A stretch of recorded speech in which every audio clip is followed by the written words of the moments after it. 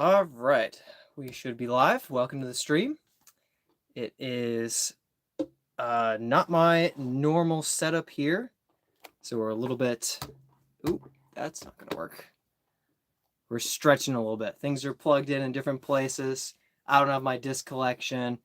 Yeah, so I'm still in Michigan. I just wrapped up the end of U.S. Amateurs. It was quite an experience, a very difficult experience, tough course. And now my internet is maybe possibly not working. So that's really great. But anyway, welcome to the stream. Glad you're here. Uh, I'm gonna probably have to just reload this if it's not working. Gotta monitor the stream somehow.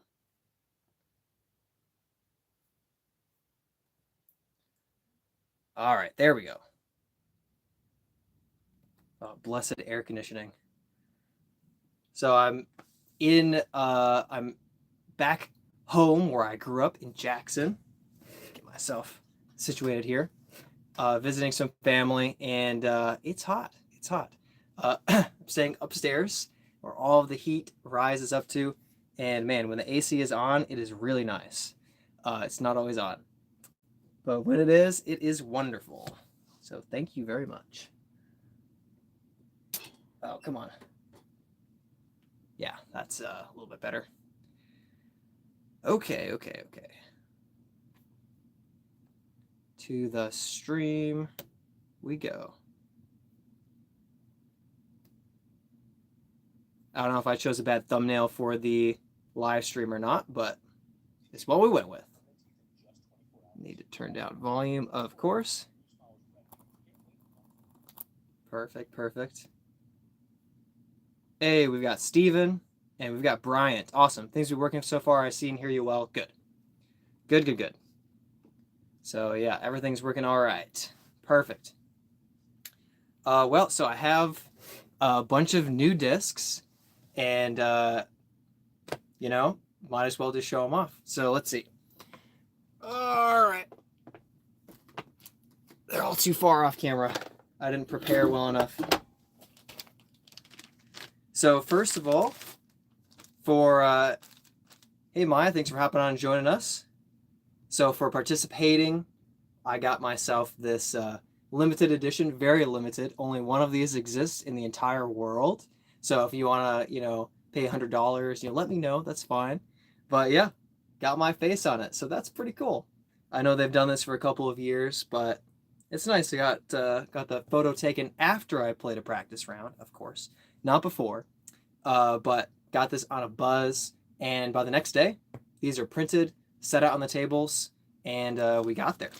We got them for the players pack, so it was really nice. Bryant says, what was the prize for beating Chris Dickerson? So the prize was in front of Chris Dickerson's face. We got to pick out a disc for free from the Discraft tent. So I decided to give myself the coveted buzzsaw. I know they're like $25 and available everywhere, but I got myself a buzzsaw, and it's pretty nice. I thought it looks pretty cool. I like the bright coloration on it, and it has a nice little stamp. So this is what I picked my prize for taking him down.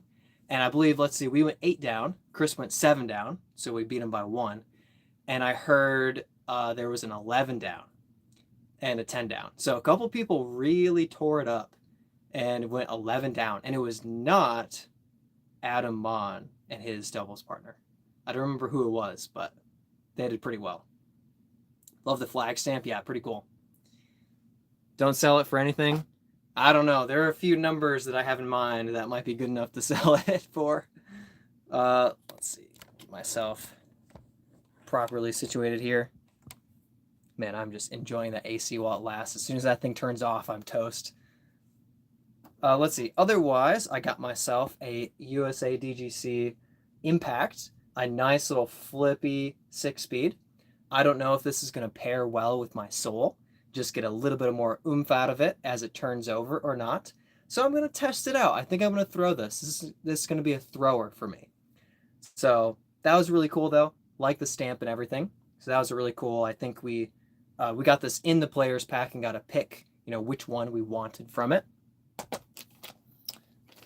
Also grabbed myself in the same players pack a Thrasher. And I do like a Thrasher, but I think this one's going to be on the shelf. This one's not a thrower. This one's going to get shelved pretty quickly. There's some really nice, a little hard to see, but there's some cool blue. Some really cool, like, sparkly kind of blue in there. That looks pretty awesome.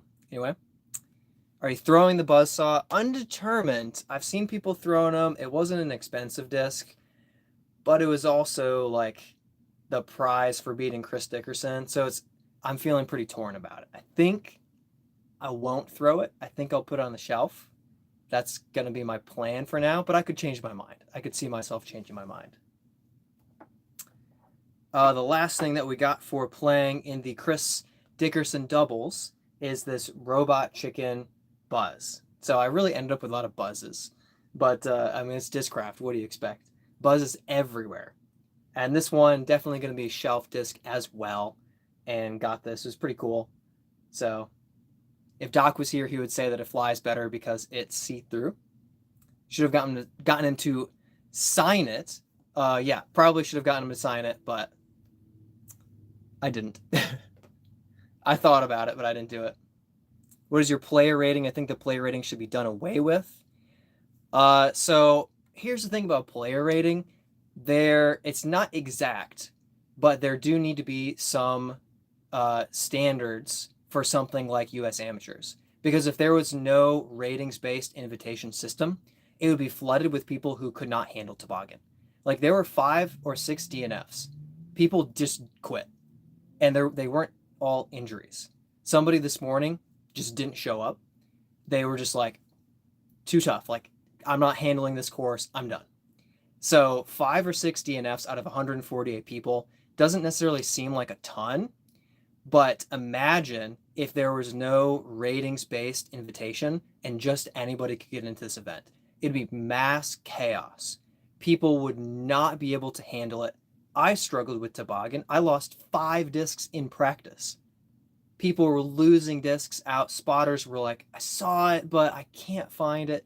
So for certain events, there has to be a measurable system of this is a way that you're qualified to play in this event. You meet a minimum threshold and you can handle the course, the event to a certain extent.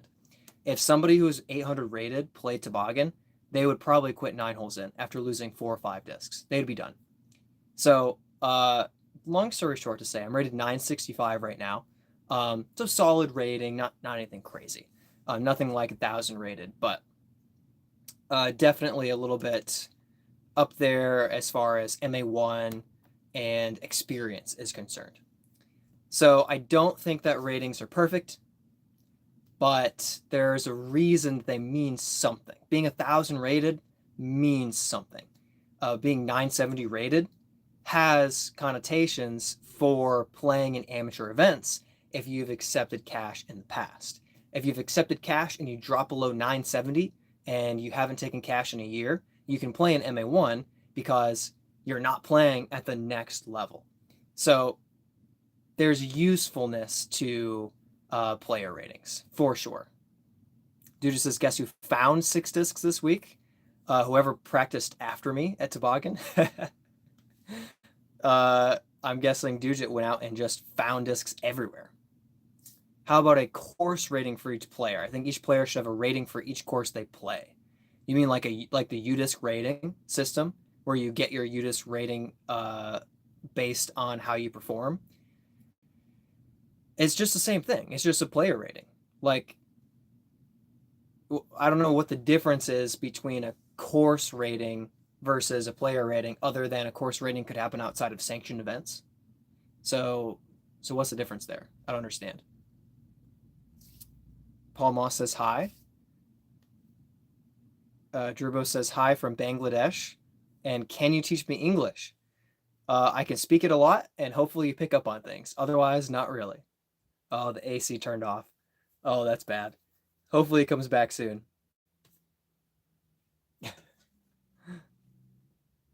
Yeah, so a course like toboggan, if you just allow anybody to sign up for it, and trust me, people are excited. They're like, oh, it's an amateur major. I want to play toboggan. That's where the pros play. They wouldn't be able to keep up in the event, and it would just be an absolute mess. It'd be an absolute disaster. Uh, yeah. So player ratings do mean something. I could see a system replacing it that's more exact, more effective, but I don't think you can walk away from the idea of player ratings because you need a measurement of a person in how competent they are at the sport to prevent them from or allow them access into certain events. I think that has to be an element. There are plenty of people who should be playing MPO, but they're able to play MA1 and rack up wins and like compete at a crazy high level against people who are just trying to get by in amateur. And that's permissible right now. If there was no player rating, imagine the people who would be sandbagging MA2, MA3, MA4. Like new players would never have the experience of being competitive. They would never be able to understand how that feels because there would be two, three, four people who would be rated 950, but they're playing MA4, MA3 just so they can trash everybody. So the usefulness of the player rating still stands pretty firm, even though it's not perfect, it's not exact. For instance, I played, I would say, consistent good disc golf this week, and my tournament was rated 938. I think I played about 960 rated golf this week. But because toboggan is a further distance oriented course, despite me playing good golf, I didn't score well. I had a bunch of, oh, I just barely didn't save that par. I barely bogeyed it, but I only had one like, wow, I just barely didn't take that bogey and I par saved it. So for the most part, it was like it was stretching my distance level, my talent level was stretched by the course. And because I didn't have that extra 30 feet of distance, I lost a stroke here, lost a stroke there, lost a stroke there, bogey here, double bogey instead of bogey here. And so it's an inefficient, inexact way of measuring exactly how you play, but at least it's something. If a player can throw 350 to 400 feet, should they be allowed to compete in MA4? If they suck at putting, it just depends on how they score. That's the thing. If somebody is playing an MA4 and they can throw a bomb, but they're getting pars on everything because they can't putt, then yeah, how can you kick them out of MA4 and be like, play at in a higher level division, but guess what? You're just going to struggle even more in the higher level division because those people can throw and putt, and all you can do is throw. Like people have different strengths. Imagine if you were like, if your circle one putting percentage is above 80%, should you be allowed to play in MA3? I wouldn't have been able to play in MA3 when I won my A tier by one stroke, by the way. Barely squeaked out the win a couple of years ago, but my putting in the circle was like 85, 88% in that tournament. So it's like if you put up standards on one element of play and use it to exclude people, you would have people who are qualified to play MA2 allowed to play MA4. And then you'd have people who are incapable of winning an MA4 having to play MA2. So you'd really have it be misplaced. When it's results based, over the time that people play multiple courses, multiple rounds, you'll get an average player rating. That balances distance, accuracy, scramble, mentality on tough days, putting ability. It puts it all together. So I think that's one of the reasons that the player rating is still effective, is it doesn't only measure one thing. That person who can throw 350 to 400 would probably play decently well at toboggan, but you take him to Charlotte and he's going to be struggling. He's going to hit every single tree out there because he'll try to throw a bomb and then he won't be able to hit the gap. He won't throw a tight line and he can't putt. He's going to go plus 25 at Nevin, but at toboggan, he'll go plus 10 and be actually not competitive for the win, but like reasonably competent in the MA1 division. So it just kind of depends. Daniel says, what's poppin'? Just hanging out. Jiki says, I would go plus 25. Not to be rude in any way, toboggan is a course where if you're not at a certain threshold, you can kind of just give up on keeping track of your score because you're going to re-tee and lose half your bag. Like what I'm saying, like I put in my practice round, I lost 5 discs, and yes, I threw like multiples, but if I were not as good as I am, I can easily see myself losing 5 discs on the course, which is a re-tee penalty. That's 10 extra strokes that I just took, and I don't have discs that I need. Then I'm not going to ever take a birdie on anything. I'm probably not going to par very many holes. So that's going to be plus 15 just by the fact that the course is too difficult for me. So that's like plus 25. Then you're going to have some awful tree kicks. You're going to miss your lines. It is a course that's next level. It's truly, truly difficult. Somebody dropped out. I think they were plus 35 and they didn't play the third round. Like, it is a brutal, brutal course. Erwin, Norris Chuck, how are you doing? Doing all right. Doing all right. It was a struggle in U.S. amateurs.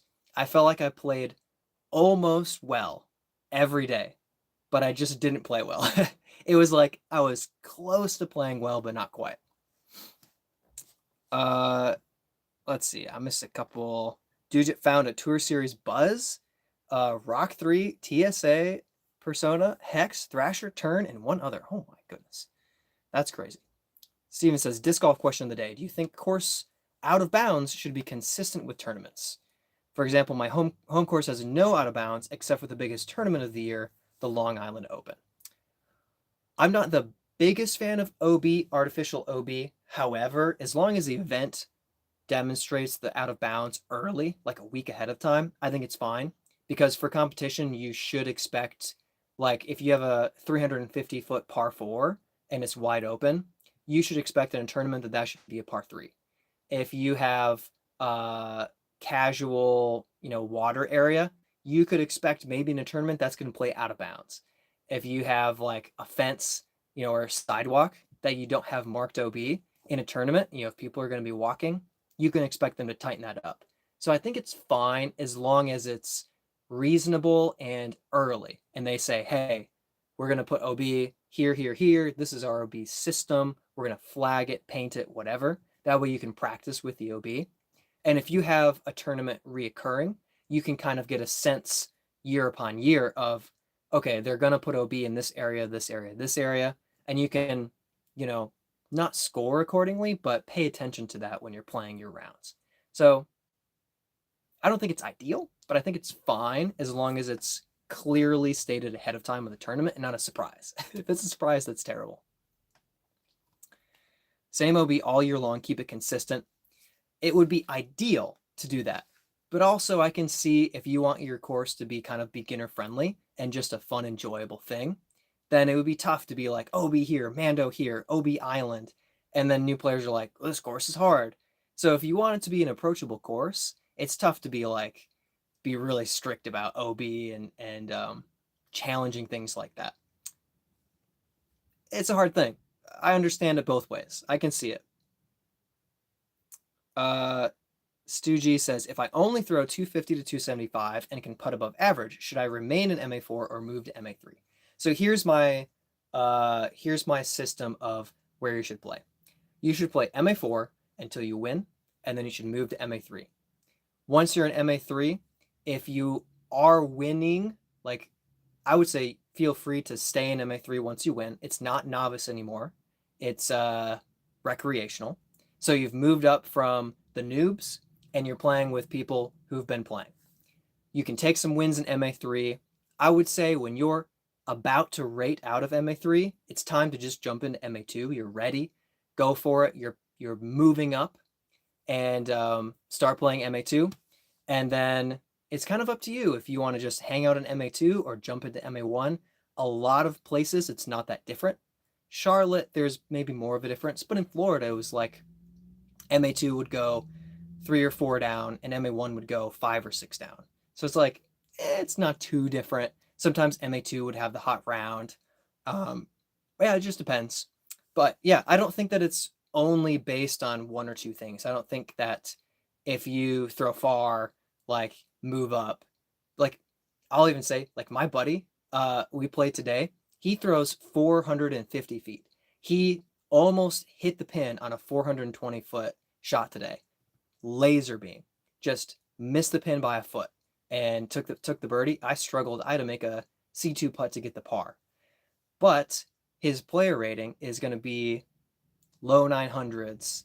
And so he's not going to be competing in MA1 because his putting isn't as good. And that's fair enough. Like, just because he throws really far doesn't mean that he has to play up in a higher division. Like, he throws farther than me. But over time, I'm going to hit more putts. I'm going to hit more shot shapes through the woods. I'm going to hit my gap off the tee. I'm going to scramble better. And I'm going to rate higher. So just because he has one element where he's better than me doesn't mean that he's going to overall outperform me over time. At least not yet. I'm sure that he'll start trashing me soon once he gets that putt down. Can you tell me how Earth exists and how space exists and humans? Essentially, in terms of philosophy, you are warranted, you are reasonable, logical to, in general, rely on your sensory inputs. So what you see, what you hear, you can tend to trust those things. Now, our five senses are not infallible. There are ways in which you can mishear something. Obviously, people can have auditory hallucinations or go blind, so they're not perfect.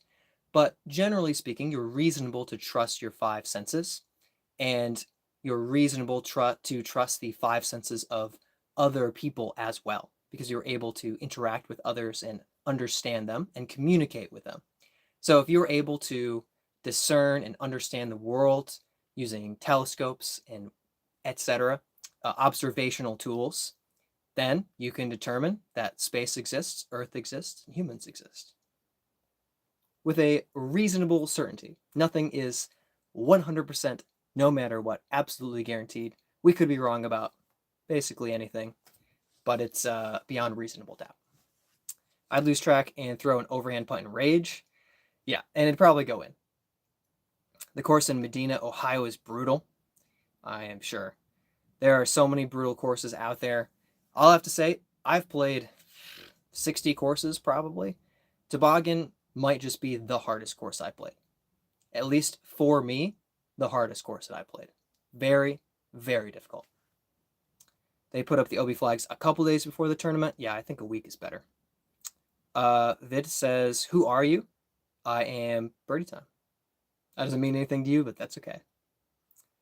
Quick stop today, was about to start editing. See ya. Awesome. Jiki's already out. Imar says, what's your channel about? Greetings from Ireland. Awesome. We got Ireland. Sweet. Yeah, so we talk mostly about disc golf. So I didn't show this. This is a glow cigara with an Anthony Umbrella. Like, cigara means cicada in Spanish. So he has like cicada wings. It's kind of goofy. But yeah, so this is a disc golf disc. And as opposed to like a putter, a driver is meant to really go far for distance. But I've just finished a big disc golf competition this weekend. And yeah, so that's what the channel is mostly about, disc golf. And it's very different than throwing a frisbee around for fun. I'll just put it that way. US Amateurs at the start of the title is big brand. Going to get a few clicks from that. Good luck with the stream. Yeah, we'll see. I also said I basically sucked. So that's not much of a draw.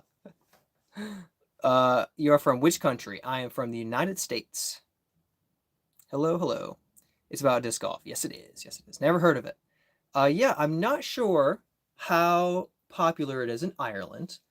It's definitely something that's hit or miss with European countries. In the United States, it's fairly popular. In Estonia, it's very popular. Denmark, Sweden, Finland, extremely popular. Yeah, so I mean, it just depends on the country. I'm not sure. Do we have, can anybody look up how many disc golf courses there are in Ireland? Basically the rules of golf, where you see how many shots it takes you to get to the goal, the basket in disc golf, or the hole in golf. And you use different discs to accomplish different distances, throwing around trees, over things, straight through a tunnel, etc. You want to know how your disc is going to fly and how far it's going to go. I'm told I have MA1 arm, but MA3 putting. And I'm guessing you play MA2. I don't know, but that would make sense. You're 10 minutes behind comments? Oh, no. All right, I'll move up. consistency is the biggest key in disc golf or most sports. Consistency is huge. I would say that I have regularly been competing against people who throw further than me. And that was definitely true this weekend. But that's true as well in Charlotte. But I tend to play well and compete well because I'm very consistent. So that's a strength of mine. Distance, not a strength. That's fine. Says, yo, it's good. Just hanging out. Hey, everyone, happy Sunday. Thanks, Daniel. TBD says, play Bald Mountain next time you're in Michigan. Imagine toboggan hills in distance, but tightly wooded. Hole 18 is legit par 6 in tournament settings. Yeah, I'd love to experience it. Honestly, I really wish that it was that we had tighter gaps to hit, because I would probably be throwing the same discs and getting the same, roughly speaking, the same distance, and other people wouldn't be throwing 80 feet further than me. They would have to actually hit the gap and be accurate. That was a big drawback for me. Steven says, I know it was a really tough course. You had a tough scoring weekend, but hope you found a way to enjoy it. It was all right. I got some filming in. I hit the band like 8 times, so that's going to be fun to put up a few videos about that. Got round 1 and round 3 filmed, so that's nice. And my practice filming went pretty well. Shadow says hi. Which one is it, the Persian Golf or the Arabian Golf? Disc golf. USA, obviously. Yeah. From the accent. Or lack of accent. Brendan says, you only get one putter, one mid, and one driver. What are you bringing?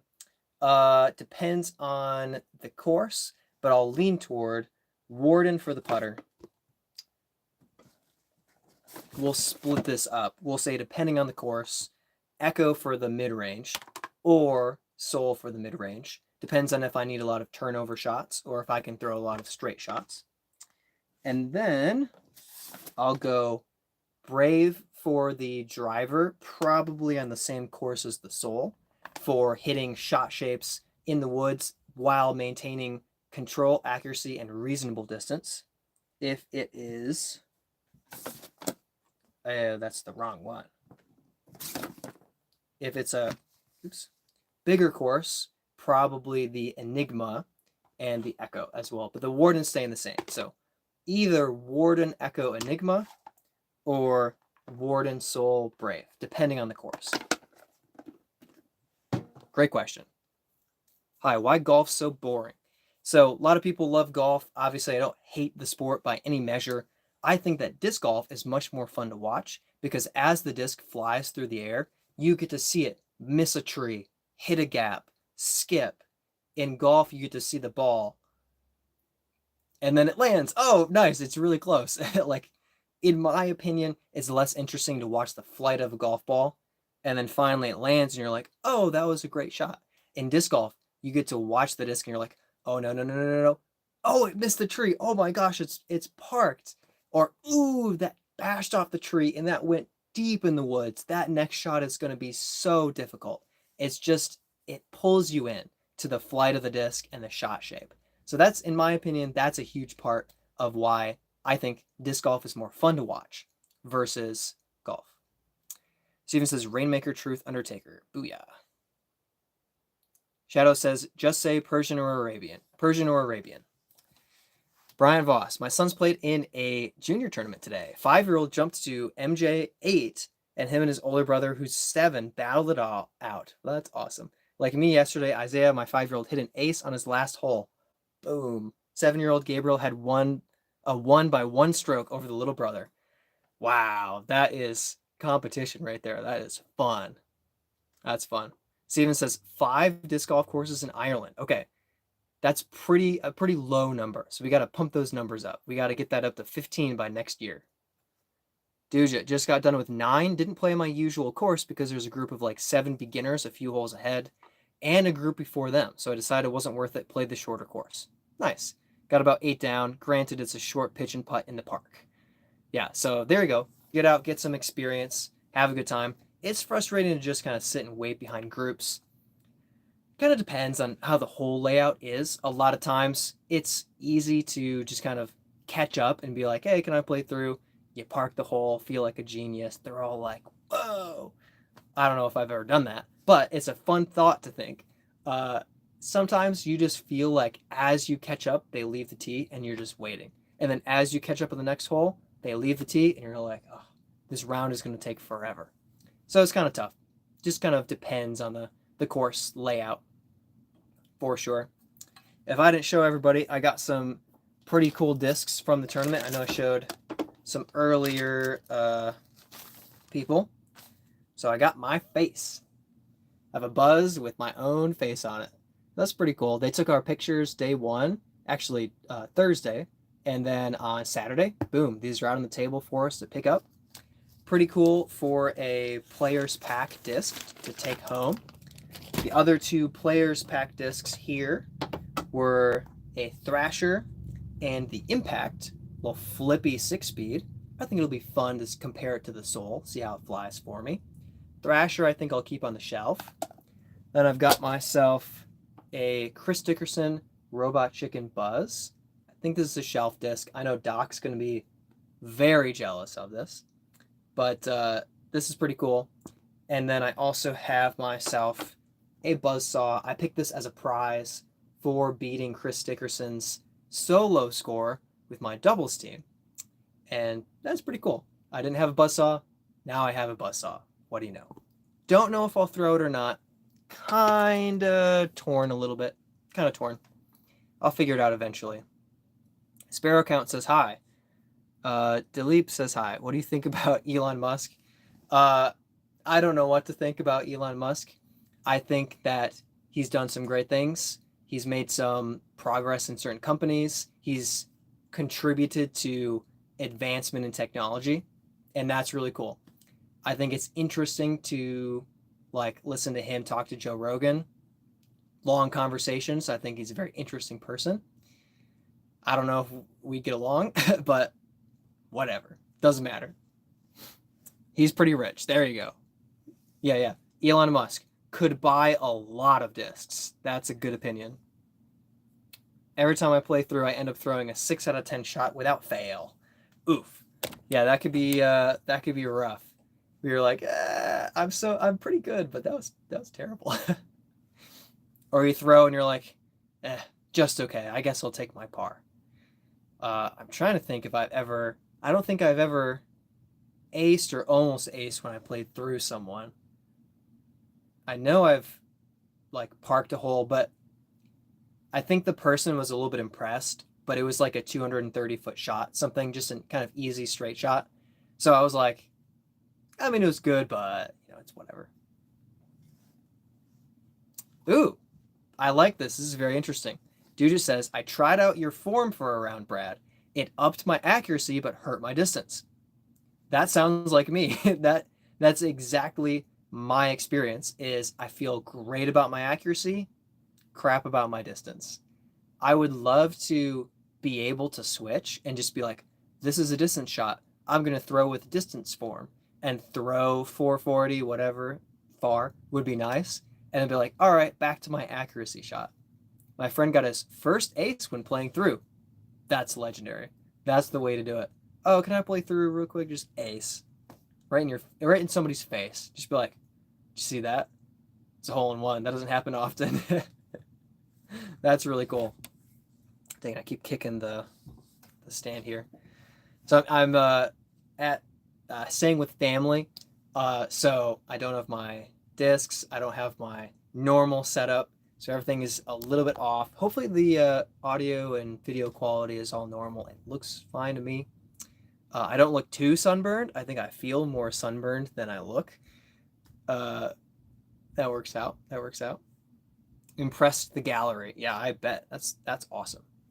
I haven't experienced someone playing through and acing, but I did I was waiting around hole 1 and we're like, do you guys want to go? And they're like, yeah, we'll go. And one of the guys aced. And it was like a partially blind turnover shot, at least 260 something, 250, 260.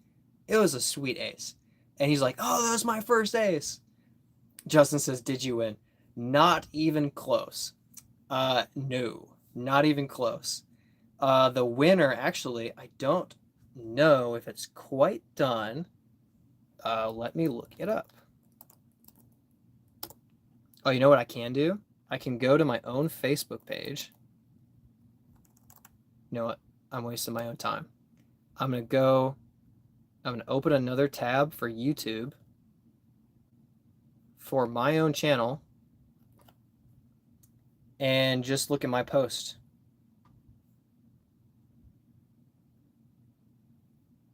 All right, let's see who won. Wow, really? That ended up really close. James Collier won with a 17 down total with a 7 down round. All right, let's see if I lose a bet real quick. Zach Peters, 5th place. I win my bet. He was +4 through 5 holes, round 1. And somebody was like, wow, that's crazy. He's really good. I can't believe he's 4 over. And I was like, yeah, that's a tough start. Bet you he finishes top 5. And 5th place. Called it. Absolutely called it. So let's see, who was I talking? Was I talking to Josh? Shoot, forgot your name. My card from round 1. I can't remember. I told you so. Yeah, so congrats to James, to Brock Tennyson for taking 2nd with a 16 down. Alan Vasquez with a 14 down. Broden Barlow, 13 down. Some good players. Adam Mon did not win. Look at that. And then let's scroll really far. Wait, that's not far enough. Let me scroll even further. Hey, there's me. 124th place out of 148. I did not win, as it turns out. I was +19. I honestly felt like I played like a +8, which would have been 50 to 60th, depending on if I played, better than that. But I didn't. I didn't do it. I played bad. So no, did not win. Not close. Alice says, what's up? Not played in a while. Planning to go on Wednesday, but been playing pickleball, actually. It's really fun. Another disc golfer lost to pickleball. Pickleball is fun. I really enjoy it. I'm doing well. I had a long weekend. I played in the U.S. Amateurs at Toboggan, the D-Glow course. Oh, it was brutal. It was brutal. I'm tired.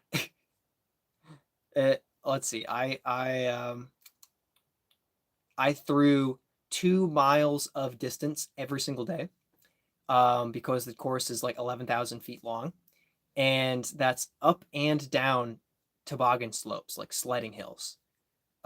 Absolutely brutal elevation changes, like 30 floors of up and down, and it was tough.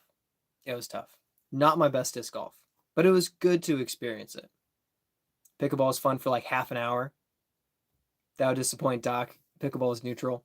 I think it depends on who you're playing with. If you're doing like 5 to 10 minute games and it's kind of like a tournament, like you're swapping who you're playing against, I think it stays fun. If you're just playing, like I could throw discs for hours, but I couldn't play pickleball for hours, just like playing one person. Ever thrown a DX Valkyrie? Yes, I have thrown a DX Valkyrie. I've also thrown a DX Archangel, and they are flippy, as it turns out. They are very flippy. Also, DX Leopard, very flippy. DX Rolo, extremely flippy, especially when it's 140 grams.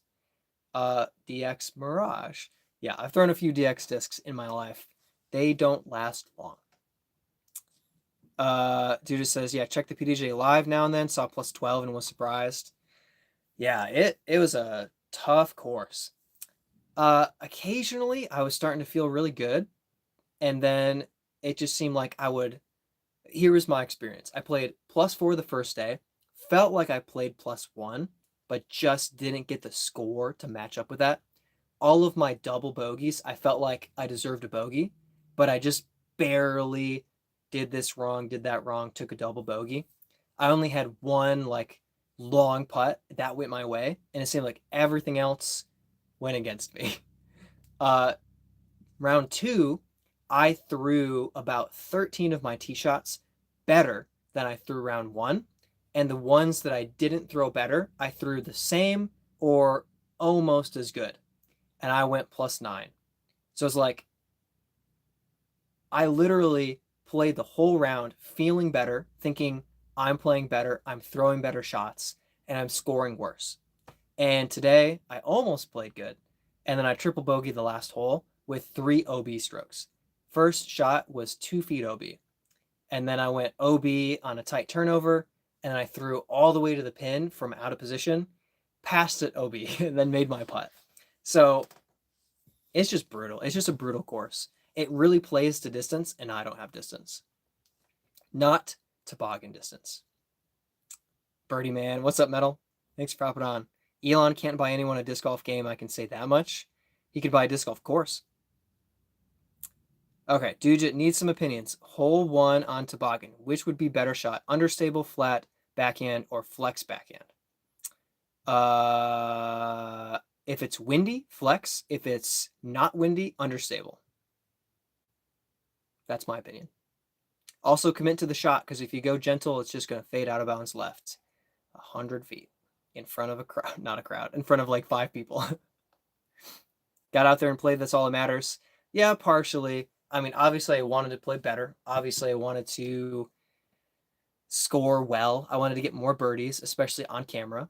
I ended up getting 3 tournament birdies. It's not that many. It was a little rough. I missed a couple of circle 1 putts today. That really hurt. Round 1, I made everything in the circle. I'm glad I played, but I'm glad I'm not doing it again. Yeah. Rock X3 really doesn't live up to the 3.5 fade. Much more stable. Wow. I didn't know that. Anything DX is bound to be flippy. True. DX anything will become flippy after a few trees. True. Put a hole through my DX AVR after 3 throws.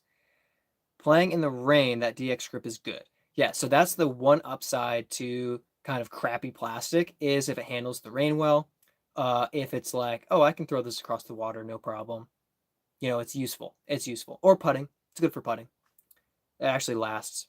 Salt says, so if I want to get a stable distance driver, should I get Champ or Halo? Was thinking about a Beast. If you're actually wanting stable, I would go Halo over Champion. Something like a Beast. Champion Beasts can get kind of flippy. So if you're really wanting a stable distance driver, I would go Halo. That's my perspective. Trade-offs on the flight makes it questionable. I mean, I'm just thinking inbounds. Halo's a great plastic. Champ is pretty good. Oh, are you talking trade-offs for Champ or Halo, or trade-offs for flex or flippy understable on toboggan hole 1? Also, the answer is forehand. Just throw a forehand. It's so much easier. Just throw a forehand and let it move right. Stay in bounds, take your par or your birdie. Don't throw backhand. It's stupid. It's dumb. Would a Beast be stable in Halo or Champ? More so Halo. They'd be about the same, but a Beast will always be a pretty stable driver. I don't know. Luke has a Champion Beast, and it's a flippy thing. Like, it just turns over.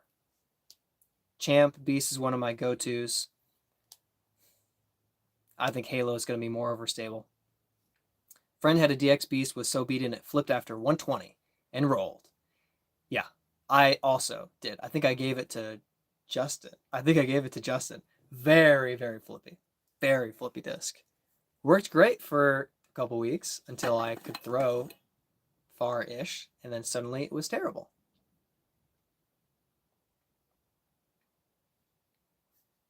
Oh, man. It's hot in here.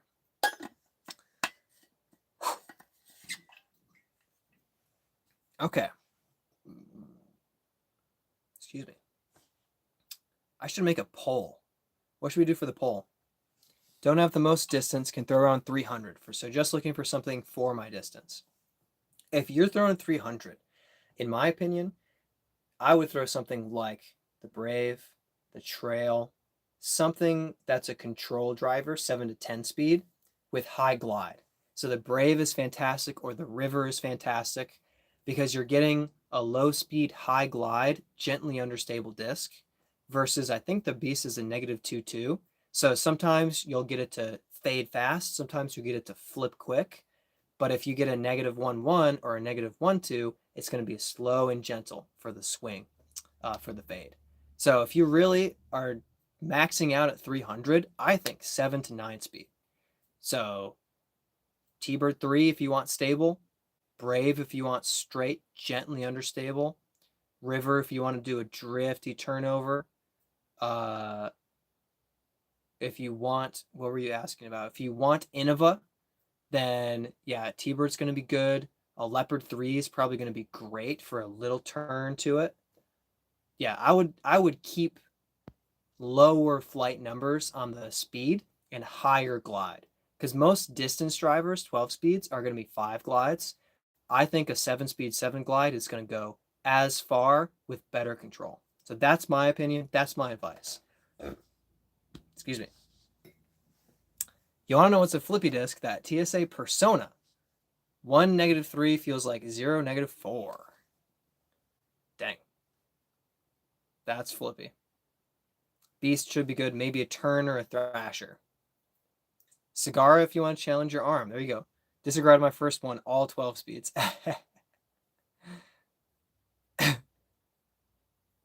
All right. Unreadable first name says, what in the Caucasian people shenanigans did I scroll into? This is called YouTube Live. Sometimes people talk and answer questions and have conversations. Have you never seen YouTube before? Hope that your first time experience of YouTube is going well. Good luck figuring it out. What about a Sting? Ooh, Sting is a nice little flippy disc if you have it beat in enough. I have it in my car. I have a Sting, actually. My brother and I found it. He called the guy. He's in Washington State, not Charlotte, North Carolina. So we kept the Sting. Great disc. It's got a nice little drift to it, but it doesn't have too much turn. So if you're throwing a 300, it's probably a nice disc. Sting is probably a good choice. Are you leaning Innova Discraft, or are you open to anything? Is it just like whatever flies for you? Level Up Dojo says, hello from Cincinnati, Ohio. Hope you're doing well today. Doing well. Doing well. Just hanging out. Actually, I'm in Michigan right now, usually from Charlotte, but I've been playing disc golf in Michigan. Haley Yuta says, no, I mean your channel. What are you talking about? Of course I know YouTube. I know, I was just mocking you a little bit. This is a disc golf channel, so we have disc golf tournaments and competitions. I just played in a 3-day amateur major tournament this weekend. This is a driver made for distance. This is a putter made for control and for making it into the basket. And a mid-range, you can kind of see, is a little bit of a blend of the two for a little more distance, but also maintaining a lot of control. Similar to the rules of golf, you want to see how many shots it takes you to get to the basket, in this case, instead of a hole in the ground. And yeah, so I was out there playing with people who throw 500 feet, and I throw 400 on a really good day. It was a tough tournament for me. I tried, I did my best. I had some good shots, but it was a bit of a struggle. Best sport on earth. Hey, there you go. You should try it. Really. Oh, I missed. Oh yeah, you're saying disc golf. Try it. It's really fun and casual. Yeah, disc golf is fantastic because I see 80-year-old guys hanging out on the course together, enjoying throwing 250 feet, parring everything because they can't reach it off the tee, having a blast 3-4 times a week. Bryant was just talking about his 5-year-old and his 7-year-old playing in a tournament. Super cool. You can be competitive, play in tournaments. You can play in leagues. You can just go to the course and hang out with your friends and family. It's a very accessible sport. So it's pretty cool. Do you fish? Sometimes. Usually I would fish on vacation with my parents. It's been a while since I've gone on vacation with my parents. They were actually just back to their normal vacation spot last week fishing. So I had some bluegill and some other panfish that they fried up. Pretty delicious. So yeah, I do a little bit of fishing, but it's mostly lake fishing. I'm from Michigan, so it's a lot of, or I grew up in Michigan, I should say.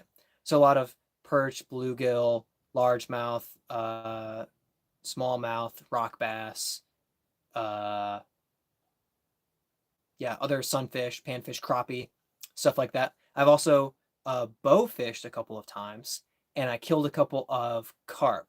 No. Yeah, a couple of. Now I forget what I killed. But I shot a few carp, couldn't reel them in. Fun experience. But yeah, I fish sometimes. I like fishing, don't love it. I don't have a lot of knowledge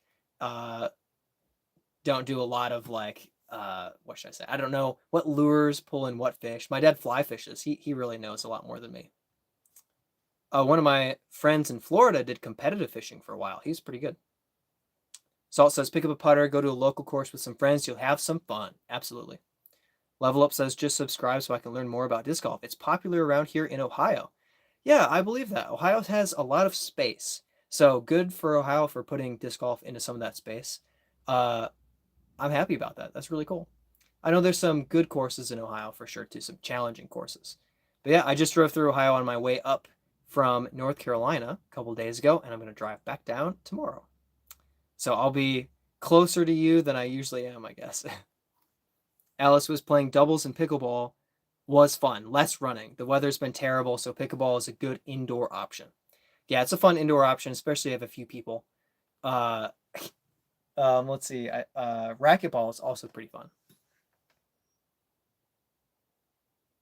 I don't know if you saw that, but that light just turned itself on. That's great. Not creepy at all.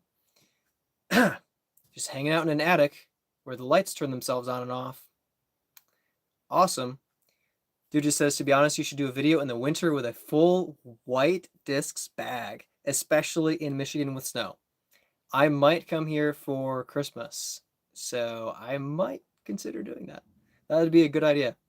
At worst, I'll regret not doing it because it's a great idea. Half the guys on my course are like 70 years old and half are shirtless. That's true in Florida. There's like a shirtless league where people just show up shirtless and play together. It's like, all right, if you want sunburn, keep going, whatever. Doc says, congrats on finishing the tournament. I powered through. There were people who quit. I did not quit. Proud of myself. Tristan grew up in Florida. Nice. Nice. Florida's great. I lived there for 3 years. Fantastic state. You get to live the life that you want to live, whether it's city, rural, middle of nowhere. You get to choose. And I loved it. I like Charlotte, North Carolina, but I loved Florida.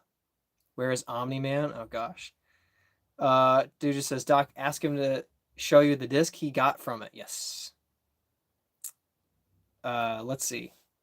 Doc will like a couple of these. We'll start with the ones that he won't care about.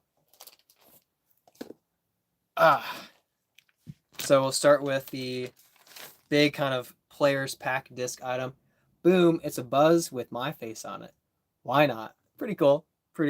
I'm pretty happy about it. I knew they did these, so it wasn't like a surprise, but it's still a really cool disc. Then I got a Thrasher, probably just keep that on the shelf.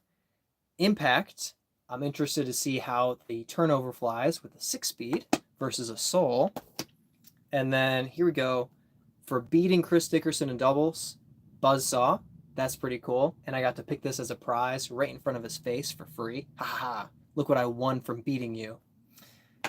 And then, boom. Robot Chicken Buzz. Look at that, Doc. You can see right through it. That means it flies better. I want to see how this looks. That's pretty good. Clear Buzz. Oh, you're jealous. I know you're jealous. I mean, this thing, I can smell it flies 400 feet for me. It just zips out there. No, I'm not throwing this. This is a shelf disc. Yeah, it's a shelf disc. Pretty cool. Also bought a Glow Cigara with the AB wings on it for one of my buddies. Huge AB fan. And I think it was an exclusive drop at the event. Anybody else bag a really overstable distance driver just for utility? Yes. I have the cap wrap. I know that's not a distance driver, but I have the cap wrap. And then I bag, depending on the day, like DD1, Hurricane. They can fly pretty overstable for me. I did have a Boss in the bag for practice. Lost it. Found it today. So I got my Boss back. That's good. Can I see the discs? Yes. Can confirm we do have space. The spirit of Ken Climo is with you. Yes, the Ken Climo Florida man. It's the way to be a Florida man. It's the Ken Climo style. Or the Calvin Heimberg style. Go to school, be an engineer, and be like, nah, I'm really good at disc golf. I'll take money there. A Brad stamped disc. Exclusive. Exclusive. In your parents' attic. Yes. It's a 4-day thing. So U.S. Amateurs is in Michigan at Toboggan. And I did not want to pay $500 to get a hotel. My parents live an hour away. So I was like, perfect. I'll get to see my parents. I'll get to stay in their hot attic. Oh, the AC's back on. Heck yeah. That's so much better. And there's Wi-Fi up there, right? So that's fine. And it saved me a crap ton of money. Have you thrown a Thrasher before? Yes. I have not thrown the Captain's Thrasher, but I have thrown the Thrasher. And it's a good disc, especially in higher quality plastic. The low quality gets a little too flippy, but it's good. Light went on because it's getting dark, maybe. I would say no, just because there's 3 bulbs here, and 2 of them have been on, and then the third one turned itself on just now. So, yeah, that's just creepy.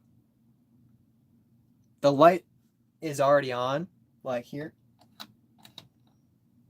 I have full control, or so I thought. Kelsey loves the Thrasher. You should try it. Yeah, Thrasher's a good disc. Good disc. Talk about the dynamic disc Wardens. Excited for dynamic discs again. What about them? I putt with them. What do you mean? What about the Wardens?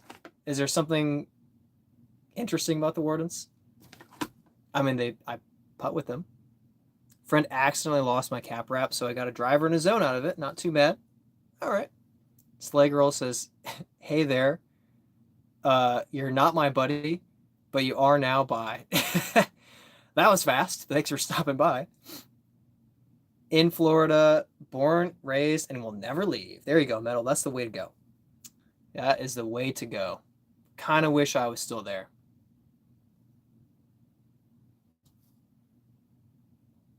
Ratio says something about a tempo. It's a good disc. Overstable, but great. Frank says hi. Brad talked the parents into getting an RV. Use that next time. They have an RV. Well, they have a camper. Brad's touring vehicle. Oh, no. No, not staying in the camper. Trying to make you think it's not haunted, but yeah, it's a ghost. Found a 173-gram DX shark today. Flew like a -50. That's about right. Just went straight right. Yep, that's a DX shark for you. That's hilarious. That's hilarious. Oh my gosh. Yeah, DX sharks are extremely flippy, especially when they've been hitting trees for a little while. Orbit Wardens drop in 3 days, and they are sweet, even though they're not clear. Oh, interesting. Lightweight discs are so much fun. They can be fun. They can also be ridiculous. Oh, gosh. Kenny, I'm not sure what to tell you. Don't do anything that you'll regret telling someone in the future. So, yeah, let's see. I didn't really write up any topics to talk about. Thoughts on AB kind of choking on the last hole. So I know about it. I haven't actually watched it yet. What are my thoughts? My thoughts are, it happens. It happens.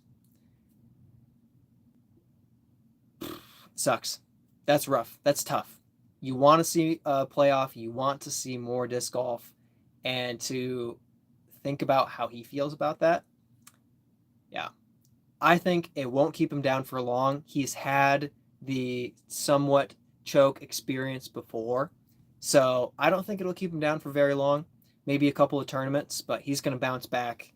And he's still a force to be reckoned with. So I think he knows that he can just play 3 shots better next time and just win. If you want to be good at disc golf, I mean, do you buy discs for reasons besides the stamps? Yeah, I do. I want to see if it flies right. AB's still young. His physical game is excellent. The mental game will get there. Yeah, I think that's a good point. Mental game, we've seen it improve already, where he's making more putts coming down the stretch. We've seen him clutch up in certain circumstances and moments. We saw him hold off Ricky for his first win in Florida. I saw that live. Thank you very much. So I think that's a great point, Doc. It's development. You don't reach development all at once. It's over time. So yeah, I think he'll be fine. It's just going to be more tournaments. The day that he hits it for the win, I think will be a nice push over that edge, that confidence boost to be like, I've got it. The AC turned off again. Too bad. Have to throw the shark at 30% power for it to go straight. Yeah, what disc did I have that was like that for me? I had some crappy disc that I was trying to throw. It's pretty fun. Just gently throw it. AB versus Gannon looking like the next Ricky versus Paul. We'll see what happens. I think Calvin really has a lot left in the tank, and I think that we are seeing a Calvin slump right now, and he's still taking like top 10s left and right. And I think he's going to just bounce back up and start absolutely destroying. So I think Calvin's coming back. I think by the end of the year, Calvin's going to get the wins. And next year, I think major winner, Calvin Heimberg. Coming soon. But AB versus Gannon, it's like Ricky versus Paul, but taller. The thing with Ricky versus Paul is there really wasn't anyone else. With AB versus Gannon, it's like you can have that, yes, but Isaac's going to win Worlds. And why did I just totally blank on Ezra Aderholt? Gosh dang. Ezra Aderholt's going to take a win, and Ezra Robinson's going to win again, and Calvin's right there, and who knows, Simon might take like another win. So Ricky and Paul were more dominant to the field. Now it's like, ooh, pretty darn close. Anybody could win. A lot of times, anybody could win. They're too friendly for any type of drama, but they'll definitely give us some last hole drama. That's true. Beat in 140 gram DX will do that to you. Salt played a brand new course today. It was all pine trees. Somehow gets stuck in a tree, went into the bark, and got stuck. That's pine sap for you, I guess. I know pine trees are softer. Pine wood is soft wood. So you're throwing too hard, man. That's awesome, though. That's funny. I had a disc get stuck in a tree yesterday, but it was in like a 4-vine cluster, and it just jammed its way in there. Not as impressive. But it was like 500 feet away from me when it happened, because I threw downhill. What if Gannon AB is more like Paige Pierce and Cat Allen, more of a great player and really good player who just can't get to the level? Maybe. Gannon's pretty dominant. Do you go fishing? Another fishing question. I fish. I enjoy fishing. I haven't been too much lately, but mostly like panfish, crappie, bluegill, perch, bass, stuff like that. Mostly little stuff. You see one of the FPO used pine sap to help her grip. I would never. It's so sticky and it stays in your hands forever. It's brutal. Blech. Kyle Klein is extremely underrated, and he's from Spring Lake, Michigan, where I was a youth pastor, and I didn't know that until last year. But yeah, that's really cool. I believe he graduated high school while I was a youth pastor in Spring Lake, but he went to school out of town, unfortunately, which is too bad because I would occasionally, with Young Life, I would take donuts to the local high school. So if he had been a Spring Lake High School student, I probably would have seen him at some point. But yeah, that's a cool almost overlap, but not quite.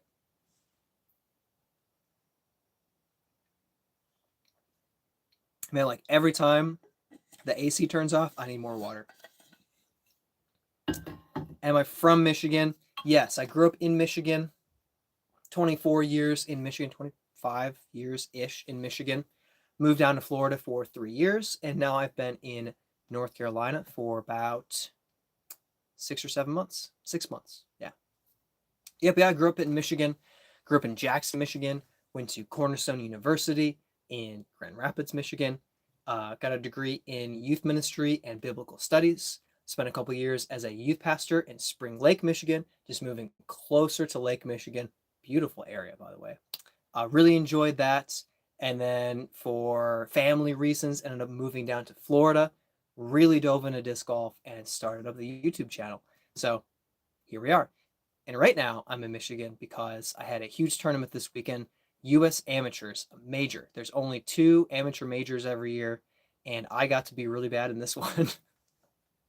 Didn't play well, but had a good time. Mostly. Dujit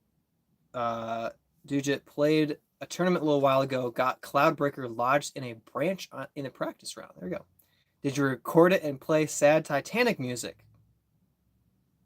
Personal attack. Did get a picture of it, kind of crazy looking. Brett, I doubt it, but did you get to try a shoe? If not, no worries. I actually specifically left them at home because I want to throw them, but I want to give them like their due diligence on camera. And I was like, I'm not going to throw anything at toboggan. I want to focus on practice and prep for all the good that did me. So I didn't bring any shoes with me. I left the shoe box at home. Early coming up, I will do some shoe. I'll try on those shoes, see how they fit, and see how they fly. Also, I will be practicing for the Charlotte Amateur Championship, so it will be a busy week for me. I am going to get my practice round out at some point, and then my first and third round out at some point. I also have a match play round that I'm partly through editing. I'm all backed up. Oh well. Oh well. I'll get there one day. Urson says hi. Thanks for hopping on. I have an eyelash like dangling in my vision, which is always fun when I'm trying to focus. Too many eyelashes. How are you? Doing good. Doing good. A little bit hot because the AC keeps turning off, but other than that, doing great. I would turn a fan on, but it would be so annoying for you guys. I'll be making 50-foot putts for bogey, but when it's for birdie, I'm lucky for a 20-footer. I feel that. I feel that. Doc says his putter game is rough too. Need to do the practice basket at home more. Oh, yeah. Get some hands on some P2Xs. Yeah. Nice. From Monroe in Southeast Michigan. There you go. There you go. It's been a while since I've been in Monroe. I'm trying to remember why I was even there. I was in St. Joe a couple of years ago. I'm trying to think. It's been a while since I've been in Kalamazoo. I mean, you know, Michigan. You get around sometimes, randomly visiting places. Have a basket, but form is like wrong. When it gets to 30 feet, can't get enough power for confidence. Yeah, it's very difficult when you're putting.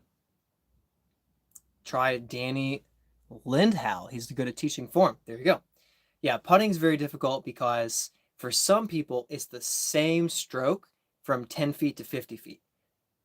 For some people, it's a different putt from 15 as it is from 30, as it is from 35, as it is from 50, as it is from 70. So it makes a difference. Some people have to really figure out putting for themselves. And yeah, 30-footers, I mean, maybe you want to change up your form to generate that power more easily. Try straddle putting, try spin putting, try push putting, try aiming at a different point on the basket, try leaning back and then shifting your weight forward as you putt, getting that pop more easily.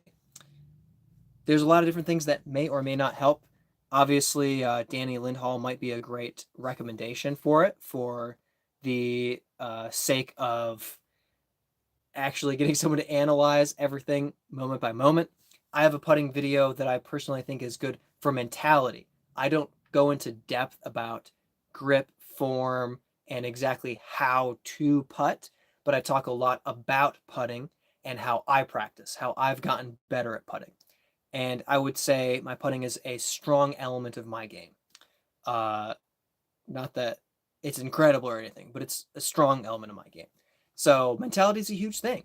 If your putting form is good, but your practice sessions are just not seeming to get you anywhere, you know, it could be that some of that mentality side of things could use a little boost. So shameless plug, check out my my putting tips video if you're interested in that. If you are really thinking about technique, physical technique, form, grip, and stuff, I don't have that video out. I will unfortunately not be able to pronounce your game, but says hello everyone, and hello, thank you for joining us. Dude, just bought a car last weekend, RAV4 from an aunt, still no license yet. That's a good start. That's a good start. Oh, that's funny. Doc says, when I get backed up, I go to Arby's. Works all the time. I think I missed a message, but that's okay. I go to Taco Bell. There you go. Will be a good touring car. Oh, nice, nice, nice. How old are you, and how long have you been playing? So I am 29, and I've been playing for 3.5 years. Just kind of dove in, went all in disc golf. Really enjoy it. Made the YouTube channel.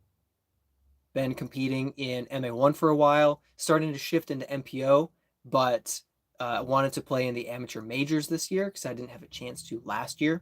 So I'm going, hopefully, Worlds in August. USDGC doubles in October-ish, November maybe. And then I'm going MPO. We'll see what happens. I'm not trying to tour. But yeah, Charlotte MPO is no joke. So I think I'm going to really enjoy jumping into that with both feet.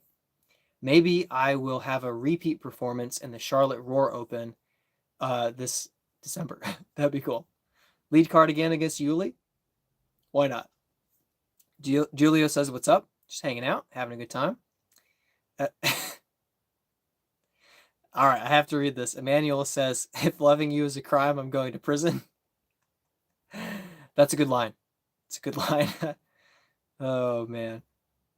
Dude just says, hopefully it'll open up more tournaments and courses for you. Yeah, that'll be really huge. When you can get yourself there based on your own schedule instead of relying on a ride from somebody, it's a huge. Like the world just opens up in front of you. Just borrow Gannon's arms and putting will be easy. There you go. Lee, we are... Kevin says, do the cinnamon challenge. Lee says, OMG, please don't do the cinnamon challenge. Dude says, please do the cinnamon challenge. Lee says, what if he gets hurt? Don't worry. I may look it, but I'm not stupid. So I'm not going to do the cinnamon challenge. I appreciate you, though. I appreciate you. Yeah. I never did the cinnamon challenge, but I loved the hot chocolate mix by the spoonful. And one day I breathed in and I realized why the cinnamon challenge is so horrible. So I found that out on my own, figured it out, and I said, oh, I'm never, ever doing this again. Never again. So yeah, no cinnamon challenges for me.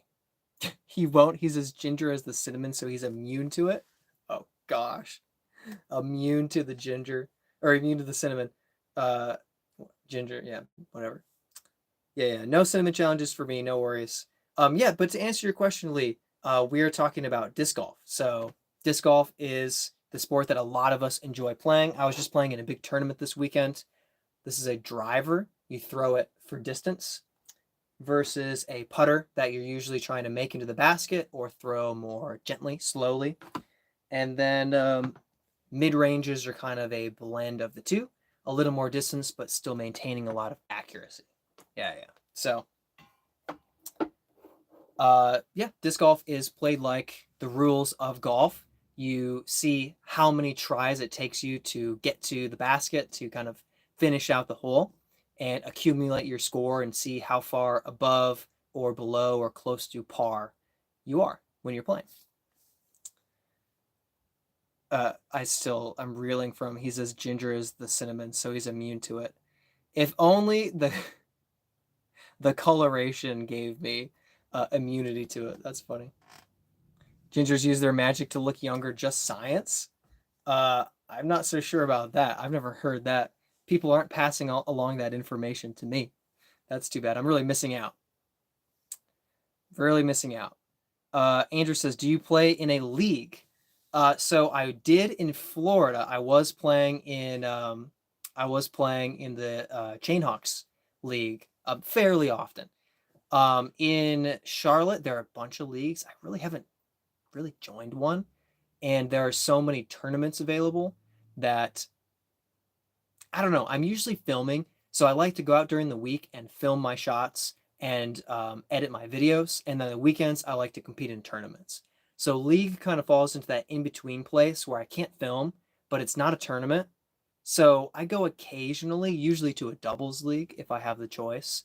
So yeah, I was more involved in Florida, in Gainesville, and less so in Charlotte. I feel like Charlotte disc golfers have leagues covered. Like they're good.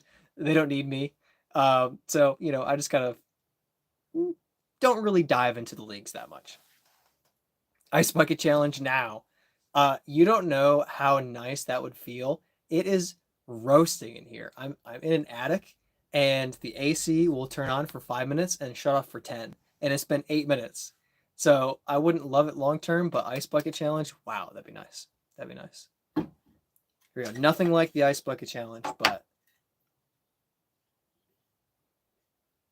give myself some water, get a little spritz in the face. There we go.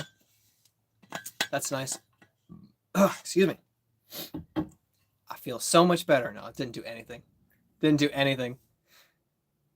Dude, when we beat Brad and Brent in doubles, that will be their punishment, the cinnamon challenge. I mean, I'll be honest. If Doc beats me ever, I'll do the cinnamon challenge. Bucket full of icebergs, Andy. A bucket full of icebergs? Oh, that's no thank you. No thank you. I threw a berg at somebody once, just as a little joke, from 5 feet away. I didn't throw full power, just like a toss, and I was a little too accurate. I'll put it that way. Poor guy. Side not connected. Brody and Yuli are in, and they have their own fake mustaches. What? I don't understand that. Andy says best player in disc golf. Doc says Kristen Lott. That is good if you're talking relative to field. Kristen is the most dominant.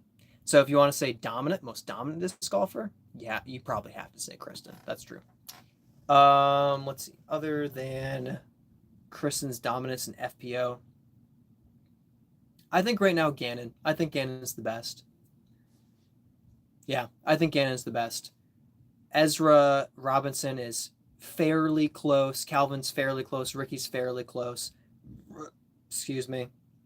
So there's a few more names in the conversation, but I think after last year and the fact that he's not perfect, but he's still playing great this year. Sorry, I have hiccups. I need to get rid of them real quick.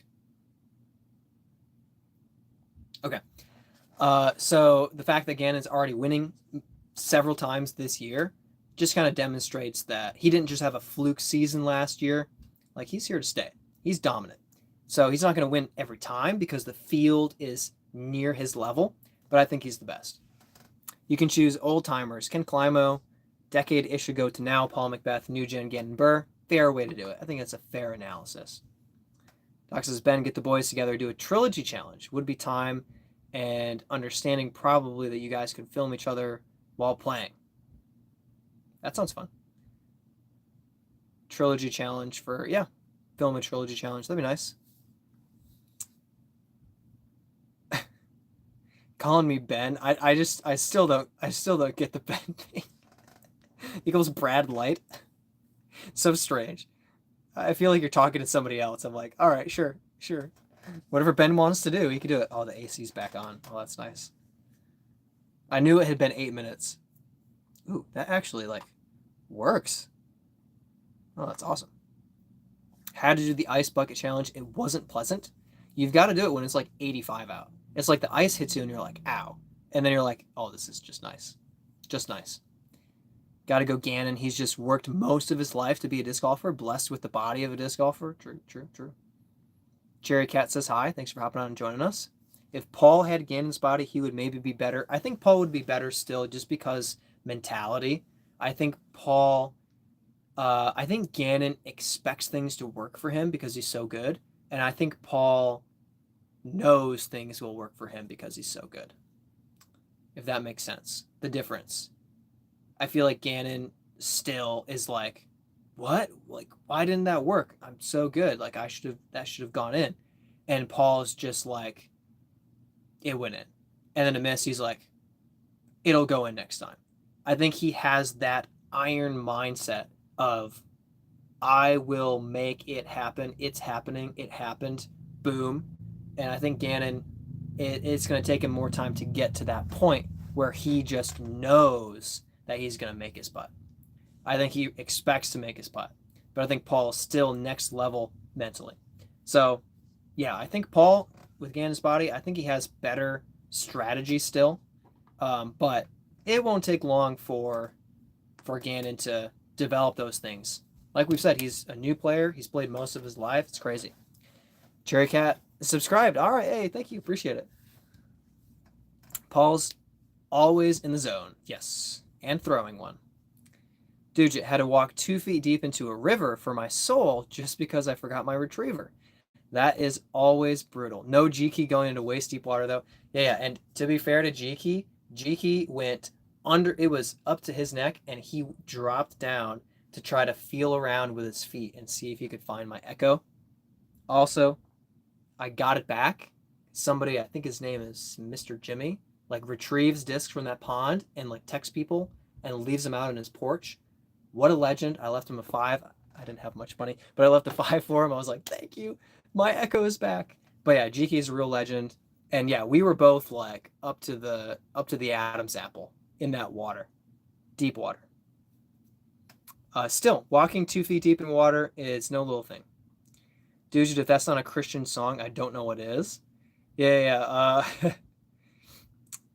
That's John. Shoot, what is his name? I can't remember his name right now. Slipped my mind, but Christian comedian John Christ, I think, who's like, more water references. It's exactly right. Brent, forgot you were streaming. Oof. Thanks for nothing. It's all right. Hashtag Team Brent forgets. It's just what happens. When you're not all there, when you're not all like focused on what's important. No, I'm just kidding. Brent's probably spent time with his family. More important than me. For some reason, an echo flips more than my soul. Yeah, you got that backwards. I think you're just, I think you, I don't even know what to say. You're doing it wrong. How's Brent number 2 already? Do points accumulate over different streams? What is happening? We've been chatting for an hour and a half. Brent pops on and he's got the number 2 crown. This is rigged. This is rigged. You needed me to caddy? Yeah. I need you to caddy so you could mock me the whole time. Dude, I just didn't play well. Chuck says, did you end up getting full round coverage? I ended up having my buddy film, but turns out when you're teeing off at 8:30 in the morning because you played bad, they don't film you. They don't film you at that point. Neck deep just got to the Jaws theme. Oh, terrifying. Get wrecked. Recently figured out I'm apparently immune to poison ivy. I am not immune, but I think I'm resistant to it because I was all up. I mean, toboggan is insane. I was all up in poison ivy all week. I have a few mosquito bites, and I had like a little itchy patch on my arm for about 2 hours. Otherwise, I'm good. I did have poison sumac really bad as a high schooler. 2 weeks, and I had to get a shot. I did not get the shot in the arm. You guys are lucky you even get a crown. Yeah. I don't fully understand it. Mark Lowry's go-to Christian comedian. Tim Hawkins is my go-to Christian comedian. He's so funny. He's so funny.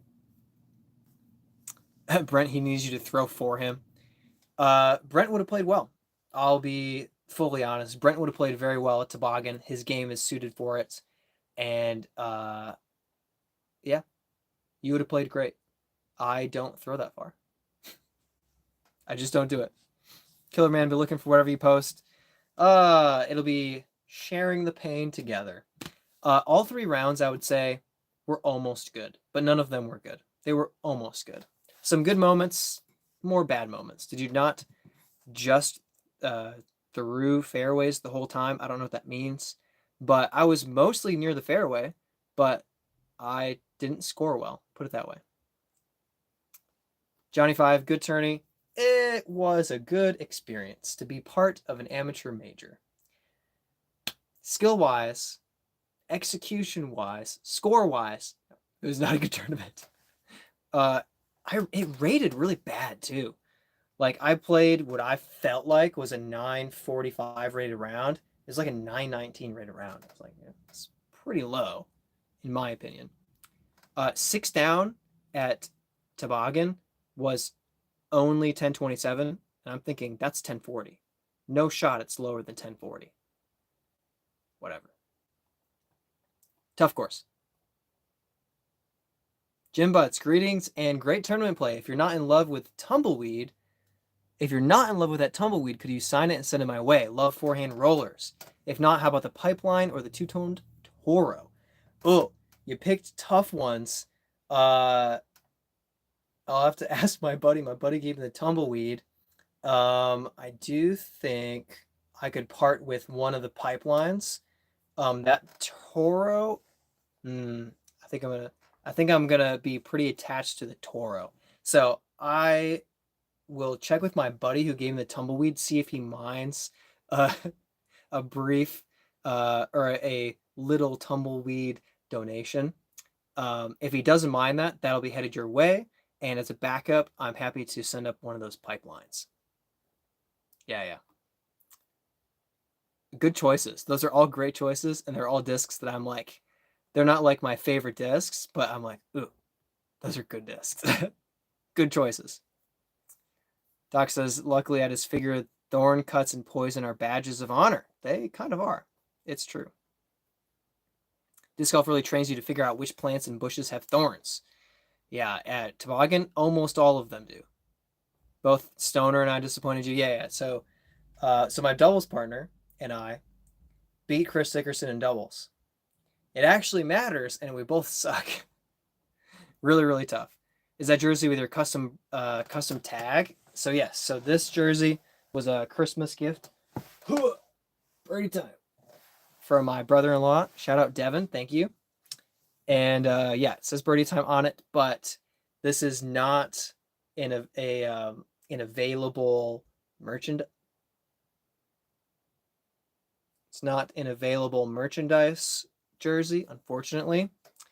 And I had a guy who I have been talking with about merchandise, shirts, logos, etc. And he just stopped responding to all my emails. So I might have to look somewhere else. To get merch. A little sad because he has really high quality stuff. But anyways, this is nice for tournaments. Although it's a little hot. Brent says, I guess I'm asking, did you play too aggressively? I would say overall, no. I don't think that overall I played too aggressively. But at times I did, sure. Sometimes the aggressive play was warranted because laying up risks the bogey just as much. But occasionally here and there, like right now, I feel like I've learned the course and I would play things differently, certainly differently than day one, which is ironic because day one was my best score. But I feel like I played day one poorly, and days 2 and 3, I threw better. And I just scored worse. Tough rounds. Even should be 1,000. Yeah, pretty much. Samander says, love your song Photograph. It must be my doppelganger that saying that. That wasn't me. He's always ripping off my look. So rude. So excited about the Titanic music's all I could focus on. It's just a struggle to throw downhill and then uphill. And turns out that's most of Toboggan. Downhill and uphill. I'm better at throwing flat shots. Who would have known that 3 years in Florida, I'm good at throwing flat shots and not up and down hills? Interesting. Can't believe Macbeth shot 18 down in Toboggan after seeing your coverage and other shots. Unreal talent. Unreal. Like the shirt and the mustache just passing through. Thank you, Rumpelstiltskin. I should have guessed that was your name. Do a backflip and I'll sub. I can live without the sub.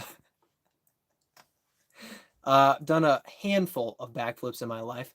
None of them unassisted on flat ground. Just put it that way. Trampoline, maybe we're talking. He's a Scottish player. Oh, Macbeth. Oh, I get so lost with what Doc is saying sometimes. What pipelines? Okay. What pipelines are great? What pipelines are great? Don't do it. Also get one in Atmos plastic. Did anybody else follow that? Pipelines are great. Don't do it as in don't give one away, I think is what you're saying. Get one in Atmos. I do have 2 pipelines. I will not give away theater joke. Macbeth. Of course. Totally. I understand. Yeah. Anyway, threw me for. Stop it. Threw me for a loop. Anyway, I have 2 pipelines. I will not give away the one that Ellie Mitling gave to me, but I do have a dyed one that I could part with. I think it's Atmos plastic. Not sure. Not in theater, but I'm sure it was funny. Where's the poll? Where's the multiple choice? Yeah, I didn't start a poll. I mentioned it, but then I didn't do it. Yep, my bad. Toboggan is just about staying in the fairway. So toboggan is just about staying in the fairway while throwing 390 to 480 feet. The second part is particularly what I'm bad at. You'll be able to see. You'll be able to see my rounds. You'll see that I had a lot of good shots and they just weren't quite good enough to birdie, and they just weren't quite good enough to save par. And my score just accumulates over time. Despite feeling like I'm playing well, I'm scoring badly. It's kind of hard to describe, but it's like some days, like I have a 14 down round at one of my home courses, Jonesville, from the shorts. And it's like every time I messed up, I made the circle 2 putt.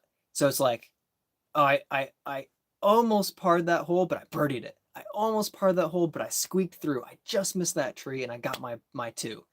And it was like, almost had a bogey, but I took that good par and kept my score great. This was the exact opposite. This was like, I almost saved the par, but I chained out of the putt. I almost saved the single bogey, but I hit the top of the cage. I almost got the birdie, but I hit the band. I almost saved my par, but my putter stood up and rolled away 60 feet behind a tree. That was the whole, like, my whole weekend was basically like that. Not saying it was all bad luck, saying that it was all like almost a stroke better here, almost a stroke better here, almost a stroke better here. That really adds up. And I'm pretty sure that my only like got away with it was my 70-foot par save putt on hole 1. So literally my first hole of the round, I throw out of bounds and hit the 70-foot putt to save par. And it's like, got away with that. And after that, didn't get away with anything. Good shot, too windy. 2 feet OB. 20 feet OB long. Great shot, chained out of your putt. Hit the band. Good shot, rolled away. It just, anyway, it's hard to describe, but you'll see. You'll see. Wow, I am behind in chat. Cypher Solutions says hello. Steven's back home. All right. Don't give it away. I have an extra. It's okay. I have so few discs. I have more now. I have more discs now. Poll question, should we call Macbeth the Scottish player? Yeah. Great suggestion. TBD, who's got the crown, number 3. I don't understand the crown system, but congrats, top 3. Live 20 minutes from there. It's real hard to pick up birdies. Yeah. I felt like I learned how to birdie a lot of holes, and I learned which ones I can't birdie. But when it came to hitting the line in tournament, it was just too windy here, a little off there, couldn't make the putt happen. And yeah, my putting kind of let me down. Great putting day 1, bad putting after that. It's tough to pick up the birdies. If you don't have 440 distance, it's really tough to pick up the birdies. Dude, just thinking I want to get a new bag soon because I realized my Prodigy bag just looks like a slumped drawstring bag. My caddy told me I need a new bag because the shoulder straps are all worn out and it just digs into your shoulders. Yes, no, Doc is crazy. That's the choices. That's an interesting poll. I think I could get behind a poll like that.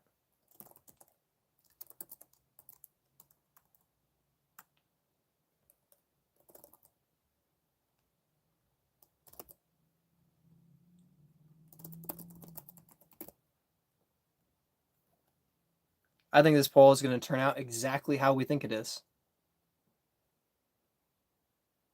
Any new restaurants in Charlotte that might be awesome and not $1 million? The real question. I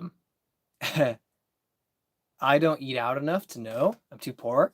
They have a few good Taco Bells. Cookout is great. Cookout is always great.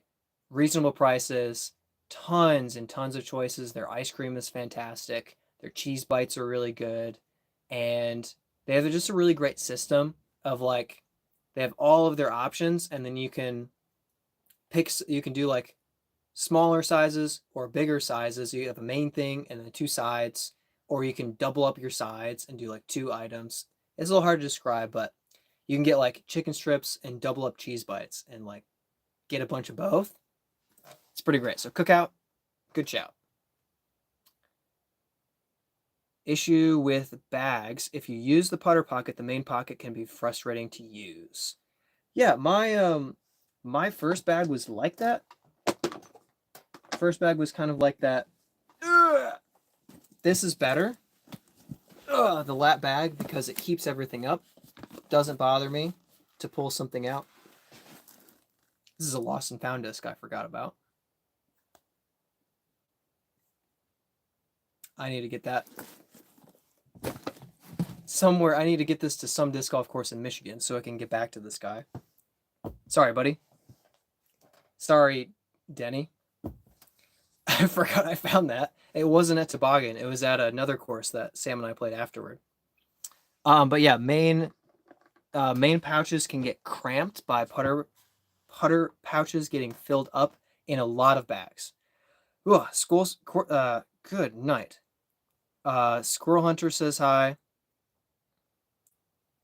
Dude needs a bag with more structure. Oh, that was such a good putt. Yeah, probably best moment of the tournament, and it was literally hole one. And after that, not so good. Not so good. Brent should try to stay am and go next year. I mean, it's almost worth it. Sorry. Almost worth it just to see how you would handle Toboggan. But you can just play D-Glow. Hold back on Black Friday, usually great deals. Yeah, Yahir Cortez and friends says hi. I have a Patriot. I like it. Very good, except the putter pocket. Interesting. How do you feel about hole 10? Hole 10, hole 11 is the downhill. Hole 10 is the easiest hole on earth. I hated it because I threw a good shot day one, faded out under the tree, threw a great shot from under the tree that just caught a branch and then missed the C2 putt. Day two, threw a great turnover shot, 30 feet drop from the wind, partway up the hill. Threw a good low ceiling upshot, lifts up and hits a branch, hit the band from 80 something, 90 maybe. And then today, pull my shot over too far to the right, upshot poorly to a bad spot where I can't putt from, and I have to go zone forehand. Hole 10 should have been the easiest hole in the course with 2 birdies and a par. Not for Brad. Not for Brad. Abigail says, hi. Hey, thanks for hopping on and joining us. Caddies have their own networks. That's why he couldn't get one the last day. Their own networks. What happened to me is I have like 6 people in Michigan that could caddy for me. I talked to 4 of them a month ago, and then I go to come up this week, and none of them can make Saturday happen. So I'm like, oh, well, that's unfortunate. So it was just like bad timing. I thought I had backups, and it turns out that I had nobody. Yeah. In North Carolina, make sure you try hush puppies and tartar sauce. I don't know about the tartar sauce, personally. But hush puppies, they're good. I don't really like. I'm not really like a hush puppy guy in general, but they're good. Taste great, and Cookout has great hush puppies. So thumbs up on the hush puppies. Tartar sauce, haven't tried it. I never know if Doc is serious or not. Always get subs at Publix. That's a good way to do it. Drive a few hours, have the best meal of your life at Skyline. There you go. What Lat 64 bag? I don't remember. I think it's the core bag, maybe.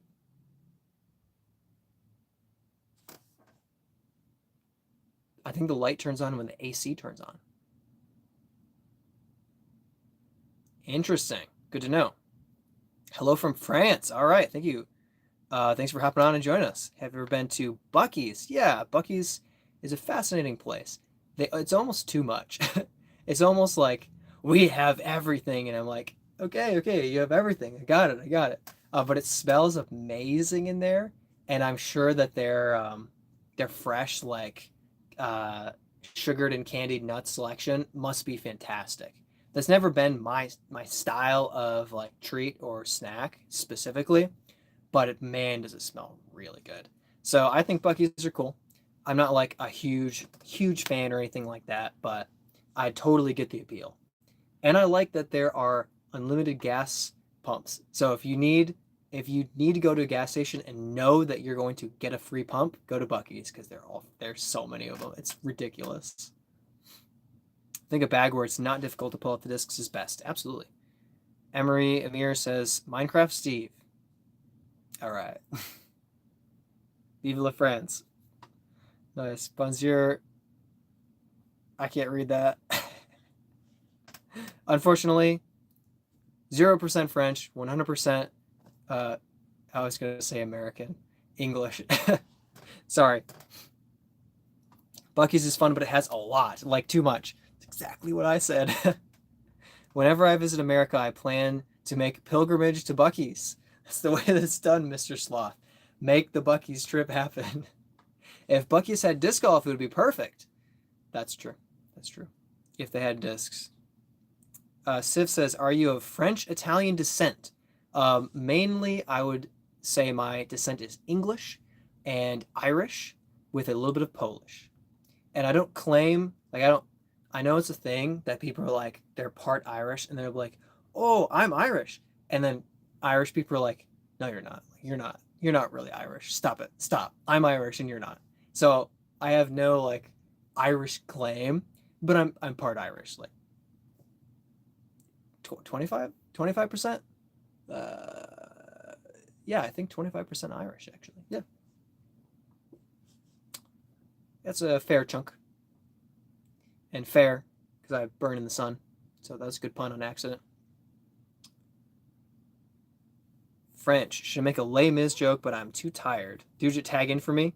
Dujit, no idea what Les Mis is. All right, no theater stuff. That's okay.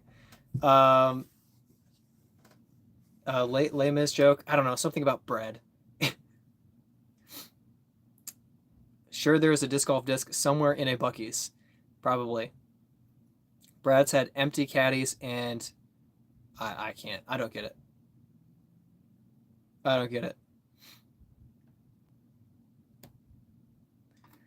Yeah, Buc-ee's needs a couple of disc golf courses. Even just a basket in the corner with some padding on the sides and a few putters, just some AVRs to just get some putts in would be great. Steven loves Les Mis. Yeah, Les Mis is now question, musical or movie? Russell Crowe and Anne Hathaway movie or musical? I have not watched the musical, but I have watched the movie, and how do I say it? Liked it, didn't love it. I'm not a huge like musical movie person. I do like I've watched a couple of Broadway shows, mainly Wicked, and I very much enjoyed the production on stage. Part of it's probably the actors. I wasn't interested in the Wicked movie. Just nothing, no appeal. No appeal. And so musical movies are always kind of like fine. Not amazing to me, fine. Russell Crowe. let's see. Russell Crowe, okay singing, fantastic acting. Hugh Jackman, talented singing, really talented singing, impressive. Anne Hathaway, a good performance, and that's all I remember. Try not to steal, but if you're starving, do what you need to do. I can't say that. I can't say that. It's just a loaf of bread. Empty chairs and empty tables joke. I don't. Doc is somewhere else. He's on another plane. And 54% in the poll says Doc and Doc is crazy. Goodness, I can't talk. I wish I had a Buc-ee's near me, but none exist here. Yeah, that's too bad. I mean, they're good. They're good. They've got a lot. The Another Round store looks sweet to work in. Yeah, it's nice to visit, and I mean, I drop off lost and found discs every once in a while, and I don't know which one, because they do like footage in a lot of different Another Rounds, and like outside they have some sweet baskets set up. But the one I haven't seen the basket set up in the one in Charlotte recently. They have a dartboard set up. Musical first. Okay. That's probably, I'd probably agree. I agree about the Wicked movie, did nothing for me. Yeah, just, I don't know, just, okay. Singing was pretty good. I don't know. Anyway, that's enough, I guess. I'll stop talking. Chimik says, hello, bro. How are you? How are you, dog? Doing good. Definitely tired. Long weekend playing toboggan for U.S. Amateurs, one of the amateur majors, and I'm wiped out. So probably less than 30 minutes more on the stream. Definitely not going to hang out for super long. I'm driving back to Charlotte tomorrow, 11 hours alone in the car. Whoa, yay, great. I have to decide if I'm doing 11 hours of podcasts or 11 hours of music like I did last time. Brad, can find on YouTube, 25th anniversary Les Mis is amazing. Okay, good to know. Good shout. Brian, I'm afraid I'm struggling to read what you're saying, but if you love the channel, thank you very much. Really appreciate it. Doc says, Steven, you're going to think I'm crazy, and I am. The Toxic Avenger, the musical. I don't. Does Romeo and Juliet count as a musical? I'm trying to think of how much they sing in Romeo and Juliet. There's got to be a Romeo and Juliet musical. I don't think the movie. Well, there's like 5 different movies. We'll say yes because I'm not sure. Craving Chipotle. Closest one is an hour away. Oh. Can you sub Qdoba in for Chipotle, or is that way different for you? Is that like saying Taco Bell just get taco? Oh shoot, what is that thing called? I can't remember anything today. Like the Taco Shack or whatever it is. John's Tacos. Same thing. It says taco. Only if they sing. Terezin says hello. Hey, thanks for hopping on and joining us. Can't from an hour away. Even if they did, the fee would be $100. Oof. Oh, Doc says delivery. Yeah. Jeez. Can't alternate music podcasts. I mean, I could, and I have before, but on the way up, I went all music, and I was planning to. Here's what happened. So I have about 23 hours of music in a playlist, but a bunch of the songs are in there 2 or 3 times. I don't know how or why Amazon Music duplicated my playlists. But I have some songs that are only in there once. So I was like listening, and I was like, I'm going to listen. I'm going to skip duplicates, and I'm going to listen until I hear one of these like 4 songs. I didn't hear them for like 8 hours into the trip. And at that point, I was like, I've been listening to music for 8.5 hours. I'm going to listen for the whole trip. So I'm wondering if I'm going to do that with podcasts on the way back, or if I'm going to do that with music again. So can I? Could I? Yeah. Could I? Your hair looks like it carries a lot of dandruff. No. That's what Selsun Blue shampoo does for you. Itchy dry scalp? No more. I get the yellow cap. It's seriously, it's a lifesaver. I actually get really like a super itchy head with Arm and Hammer. Arm and Hammer? No. What is that? Dove? I can't remember what shampoo, but there's a couple of like just kind of generic to main brand shampoos. Super, super itchy. As soon as I switched to Salson Blue, I was like, oh my gosh, my head feels so much better. My scalp feels wonderful. So go for it. No dandruff, at least nothing that collects on my shoulders. I'll put it that way. But I probably do have leaves and thorns and stuff from Michigan outdoors and rough because it is brutal at toboggan. Brutal. Dude, just more of a podcast guy. I feel like when you're in the mood for it, podcast just lets you cruise. You get to listen to people talking, thinking out loud, sharing what they understand, what they've been learning. It's fantastic. Sometimes it's just music. I don't know. We'll find out tomorrow morning. Maybe halfway through I'll post and I'll say, yep, it's music today. How much did they sing in Romeo and Juliet? Good question. Pluriblock says, you missed out on a tournament at Bradford today. Yep, I did. And it was all worth it to play USAMs and play it poorly. Are you guys, am I getting texts? I'm sorry. I did not put my phone in Do Not Disturb. I will do that right. Ow! I will do that right now after I pinch my finger. All right. Don't click the X button. Oh my gosh, you guys are, somebody's blowing up my notifications. Okay, Do Not Disturb. Good night. I have like 6 different apps with notifications on them all at the same time.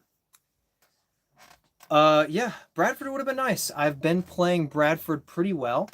Played well in my match play with Brent. Took second in the Bradford tournament a couple weeks back. And then Brent and I played doubles and qualified for US doubles in the fall at Bradford. So playing at Bradford would have been nice. Missed out. Too bad. Music on the radio? No. You're insane if you think I'm just going to turn on the radio and be like, I don't know, I hope I like the song. No. I listen to music that I like. And the way that I find more music that I like is to listen to suggested songs based on artists and songs that I like. And then when I don't like a song, I don't listen to it again. And I listen to an artist, like I'll listen to an album one time and either I like a few songs and pick them out. I think I like some music and I listen to it again, or I'm done with the album and I never have to hear it again in my life. I refuse to just listen to radio music and be pumped the music that the radio DJs decide I get to listen to. No. I'm listening to the music that I like. I'm not going to say, oh, I don't like popular music, but I love some popular songs. And then I really love like certain songs from artists that are not their popular songs. I really like some of their like hidden gems. So I am definitely not a music on the radio person. Absolutely not. Don't worry, you didn't offend me, Doc, but it's a subject I'm passionate about. No Qdoba. Okay, good to know. No Qdoba. Is the Berg a good disc or a meme disc? It's a great disc. It may or may not work for you. And I'll say this. Oh, I left it in the car. The Range, very similar disc, doesn't really work for me, but I would never hesitate to suggest it to someone. The Berg is fantastic for controlling distance. You can throw it and you know it's not going to go that far. Occasionally, I'll throw a Keystone, a Warden, and it'll just rip past the basket because I accidentally threw a little bit too hard and it just caught some glide. The Berg controls for that. It's great on the forehand.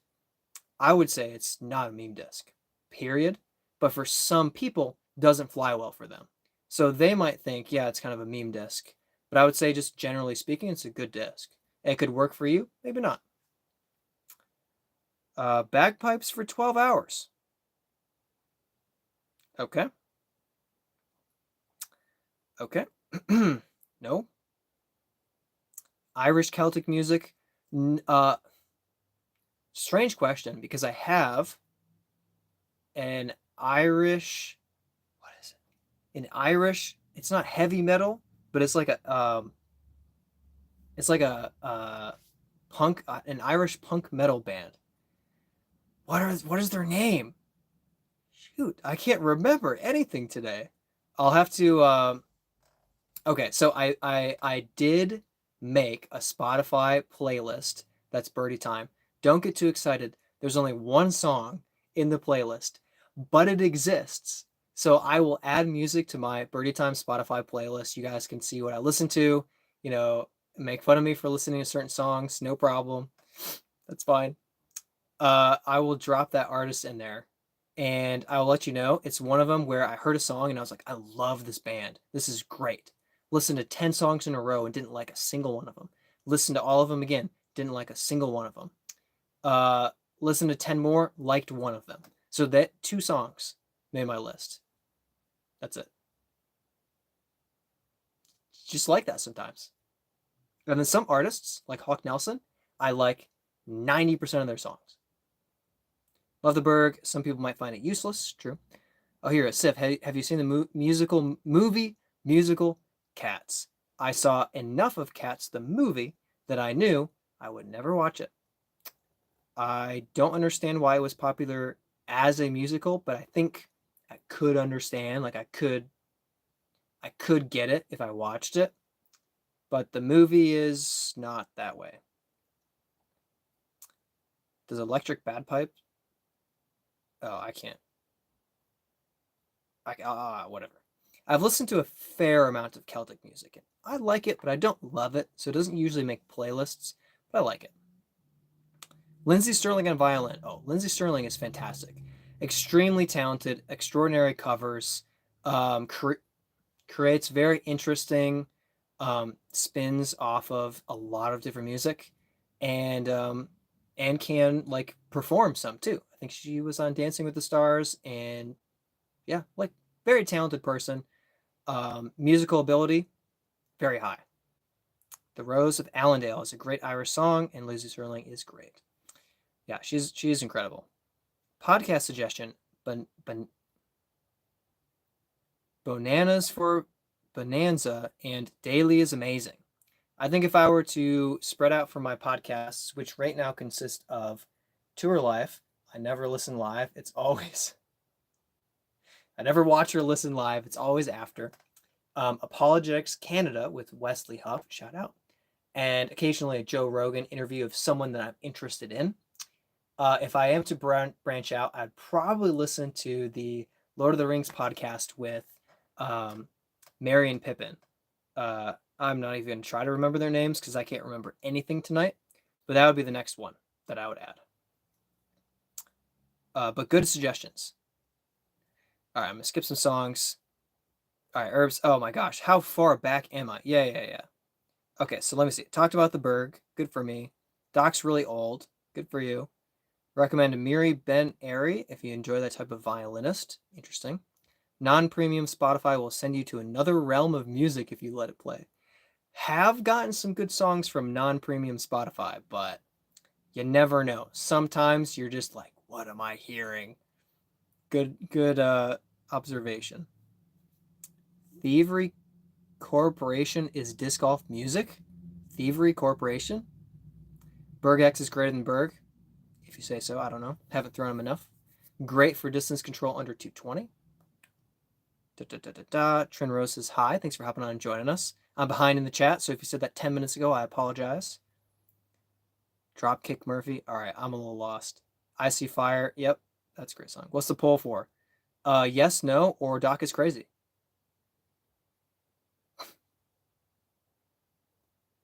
Poll is confusing. There's 3 options: yes, no, or Doc is crazy. Yeah, I'm not sure what's confusing about that. You know the band System of a Metallica? I do not know the band System of a Metallica. Interesting. Brad confuses us a lot, but he's a good guy. Yeah, I'm not voting. I mean, vote for which one. It's not hard. It's either yes, if you think it is, or if you don't think so, then no, or you can just vote that Doc is crazy. I personally know what I would vote for. I think it's pretty obvious. Justin abstaining from the vote. Conventional wisdom, I suppose. Download Disc Golf Valley. It's fun, but I suck at putting as much as I do in real life. My advice is use your index finger for the putt, boom, boom, instead of your thumb. And once you're, I can't remember, 50 feet, I think it switches to a throw, but I think you should keep putting till like 75, something like that, because the putt can hit more easily than the throw and you don't go as far. What do I win? Justin, you win a congrats. You win a congrats.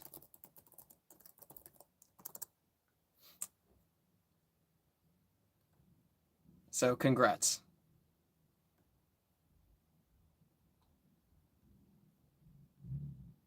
I wish I could vote in the poll because I would vote that Doc is crazy. Just so you know, if you're wondering what to vote, that's what I suggest you vote. Trick to putting. Remember, you get to throw till it goes in the basket. Great. Good advice. Brent is back. Awesome.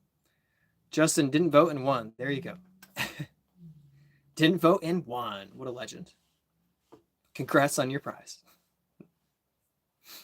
It's so meaningful. Oh my gosh, my arms look sunburned. Oh, maybe it's just the lighting. No, I think I'm sunburned. Pretty sure I'm sunburned.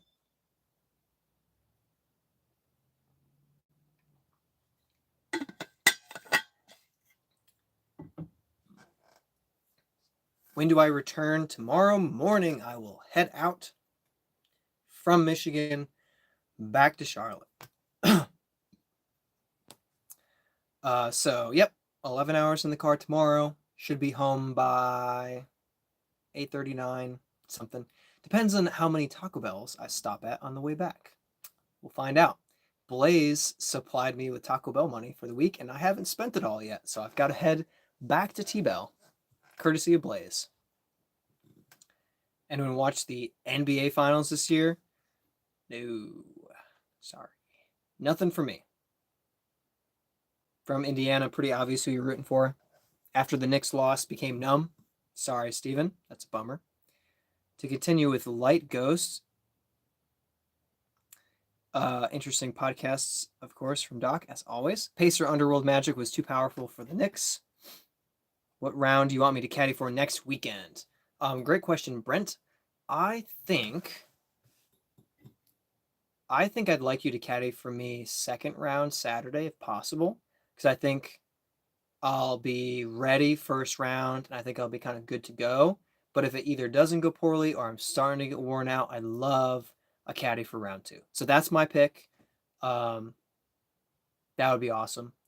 And that way, my brother you can report the poll. Oh my gosh. Potentially caddy for me in the morning, but not have to do 2 rounds in a row. Yeah, great question. Steven says, safe trip, get your sleep, don't pull an all-nighter accidentally. Trust me, I learned. I have also accidentally pulled near all-nighters night before road trips. Used to do like 11 to Charlotte to my brother and 7 to Florida and back. And it was always in Charlotte that I would sleep poorly. And then I had like this long day the next day, and I was like, holy cow, like just absolutely brutal. Just brutal. Not suspicious that Doc is crazy. No, it's not.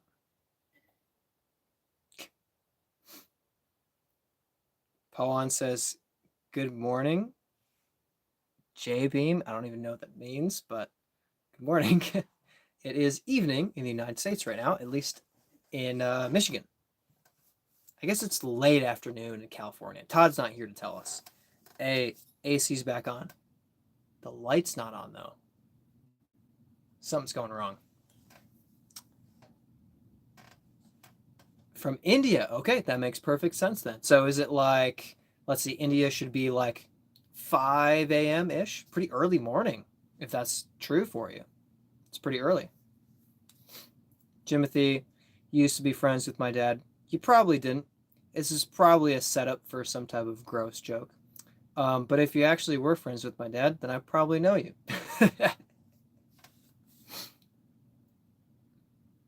Study says, hi, good morning. Good morning to you as well. For me, it's afternoon, well, it's evening. It's either late afternoon or evening. But for me, it is evening. I am Indian, like, I'm sorry. I can't read all of that, but appreciate you being here. Helloing says, hello, how are you doing? Where are you from? I'm from United States. I live in North Carolina. Right now I'm in Michigan. So northern United States, surrounded by the 5 Great Lakes, or as I like to call them, the pretty good lakes. No, they're massive. They're huge. Kind of crazy, actually. Ryan, if you want me to be quieter, there's a volume control. It's really cool. It lets everybody individually adjust volume to their own needs. It's probably on your phone or even on the screen, and you can just turn that volume down. I don't know. It's a free tech support lesson for you, but I'm sure you can handle it now into the future. Good luck.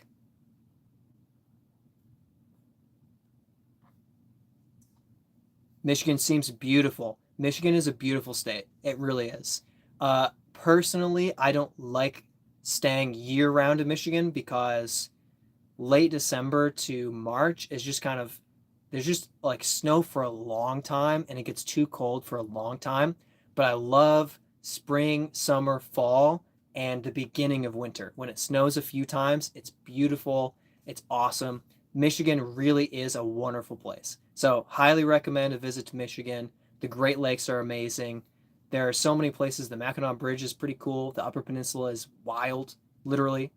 Petoskey, like we have beaches everywhere, and all the water. Well, West Coast water is really good to swim in. Lake Superior's cool year for like the whole summer.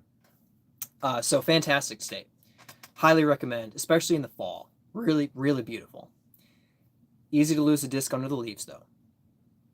Hey, Jacob's here. What is your favorite hole at US AMS? What hole are you proudest of from the 3 rounds of competition? Oh, that's a great question. Favorite hole? I'm not sure.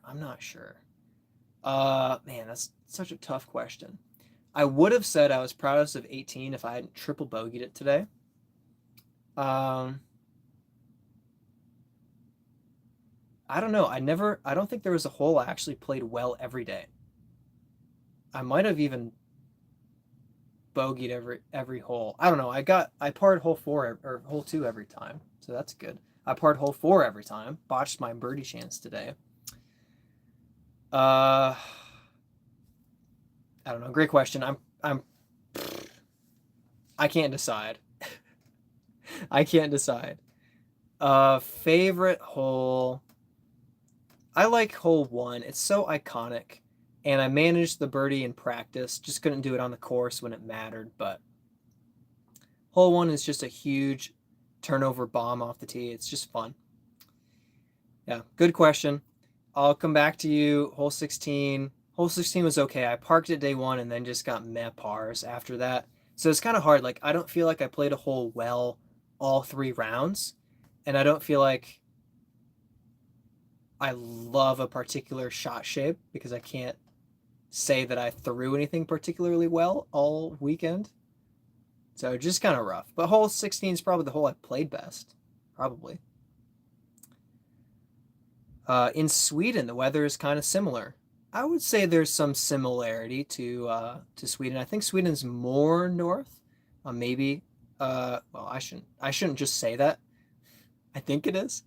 But yeah, probably a lot of similarities. Yeah, 4 seasons. In my opinion, the winter lasts just too long.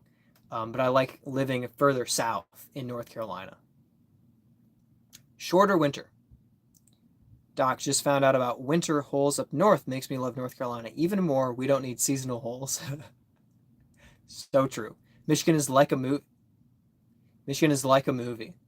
Yeah. I don't know what movie, but maybe a Hallmark winter Christmas movie. Michigan. Summer romance. Michigan, probably. Long Island has seasonal holes. All year long is the very windy season. Dude, it feel like living in a place where it's always windy is worse than usually rainy. Oh, here we go. Steven, what hole is your nemesis? Probably 17. I double bogeyed at day 1 and day 2 and took the par today. That was probably my nemesis. Um, Other than that, I kind of like took a double bogey. Yeah, Jake says hole 17. Yeah. Other than that, like I took a double bogey and I was like, all right, I'll fix that, and then I parred it the next day. So I feel like other holes, I made mistakes and then fixed them. Hole 17 got me 2 times in a row, so that was like, ugh. And I played it 4 over par because I couldn't birdie that hole, so I only parred it today to get my revenge. Yeah, massive hole. Long Island has surprised. Long Island has courses. We think the land is too expensive for disc golf. It's long enough for a course. But I'm Chicago versus Seattle. Yeah, Chicago versus Seattle. I would probably pick Seattle. The wind is just, and it's cold. Doc says, not gonna lie, like me a Hallmark Christmas movie. Of course, of course. Omizi, I don't know if it's Hallmark, but I think my favorite Hallmark-esque Christmas movie is The Ultimate Gift with Abigail Breslin, young Abigail Breslin. She's the kid. I think she's like dying of cancer. I know I'm making it sound great, but it's a good movie. Omizi says, "What's your favorite Pokemon?" I only know like 4 Pokemon, and I won't say Pikachu just because Pikachu is just like the Pokemon that everyone knows. So my favorite Pokemon is Jigglypuff. Super Smash Bros. Weakest character, but jumps the most. Kansas is super windy. When you get out there, it's flat. There's nothing to stop the wind. Ugh, no thanks. Long Island has one main course in Heckscher Park. Disgustingly terrible one we all avoid at a beach. Oof. Building a new one as we speak. That's hopefully good. And one in Brooklyn. Yes, Paul Macbeth put in the one in Brooklyn, right? Or was that the Times Square Garden Forest? Ignore everything I just said. Edward's here. Thanks for hopping on and joining us. Your answer from Chicago. Okay, there you go. Imagine a full pavement course in a city with a bunch of skip shots would destroy a disc. That kind of just hurts me. Even the urban disc golf, every once in a while, I'm like, oh, those poor discs. Oh, pavement everywhere. Man, you're hurting me. Do you use echoes? No worries if they get messed up. Ouch. I would throw clear discs so you could progressively see through the discs less and less as they get scuffed up. How about that, Doc? Jigglypuff is cool. Yeah, definitely a unique Pokemon. Very interesting. Michael, I am quite sure I don't want to hear your joke, and if it is not family friendly, it will immediately be deleted by me or Ahmad. So tread carefully if you want to stay, if you want to stick around. But I guess if you're just moving through, then we all know what's about to happen. The middle of I-70 in Kansas is something everyone needs to experience. It's so wide open with nothing around. It's surreal. Edward says, how old are you? I am ripe old age of 29 years. I think the beard completes the look. When I have a clean shaven face, I look 24. But I am 29. Pushing to 30. Watching discs chewed up at Trash Panda is my pain. That's a tough one. I get it when it's like they're like clearly retired discs, like your life is over. Here it goes, it's getting chewed up. But yeah, there's still something painful about that. Macbeth indeed did the Macbeth one. It's a cute pitch and putt. That's awesome. Problem is, New Yorkers don't care and just chill on the course and lay down. Nothing you can do. Too bad. They should keep using things like phone cases and other plastic waste instead of discs. Yeah, interesting. Yeah. Got those everywhere. Yeah, it definitely depends on where you are, but yeah. Macbeth did the Brooklyn one. Yes. Macbeth did the Macbeth one. I was like, okay, I get it. I should have known.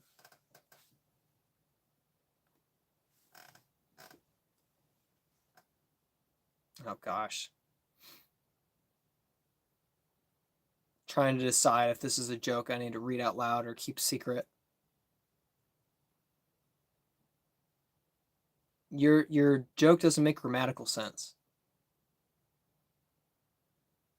It doesn't make grammatical sense. I'm lost. Sasquatch, thanks for hopping in. I have no idea who you're talking about, but appreciate you weighing in the conversation.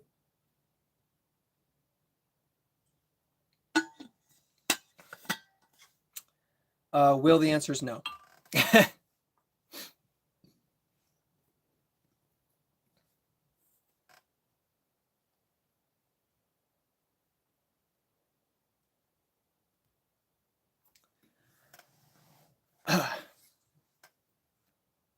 I'm probably gonna make it till 9. Gotta get plenty of sleep, get ready for the drive back tomorrow. Gonna stay am and try again next year? No, absolutely not. I will say toboggan is not worth staying amateur for, and I mean that. And I'm ready.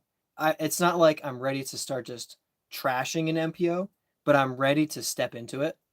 And so yeah, expect to see me taking cash in November or December at the end of the year. Even if it's $20, I'm probably just gonna be like, yep, it's time. I guess I might. Now I'm trying to remember.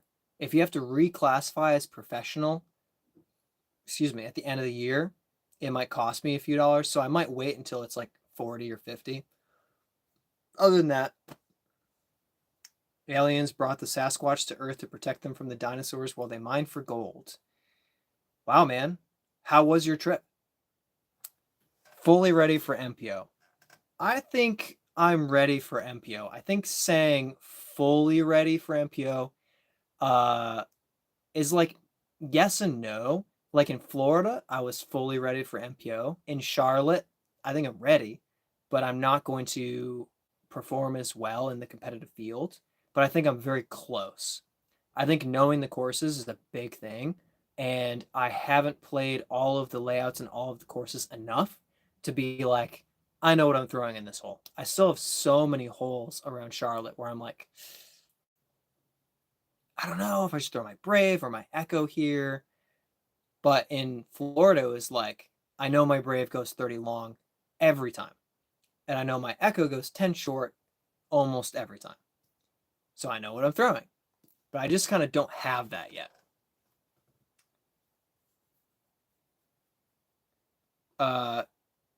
Dude just says goal is 890 to 920 rating by the end of the year. I think that is a very reasonable goal, and I think it's one that you will reach. And I think you'll be closer to 920. Jacob says, Brad, last year I told my wife and friends I'm never coming back to toboggan. Haven't regretted it. I also will not regret it. D1, thanks for joining us. I'm glad you're kidding. All right, you're fine. If you pay for your amateur membership, then take cash, they upgrade to pro for free. Okay. So it must have been a situation where Drew didn't pay for membership at all and then paid as a pro. Gotcha. That answers my question. Going to North Carolina soon. What courses should I check out? Everything in Charlotte. It's a great question. So I would say must plays around Charlotte include Hornets Nest, as Doc is saying, and Nevin.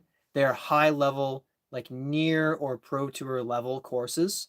And if you really want another one, Renaissance Gold layout, same upper level of difficulty. It's more, well, it's still pretty wooded. Nevin is like hit your lines in the woods.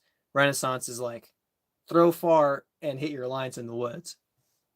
Those are like next level courses to experience.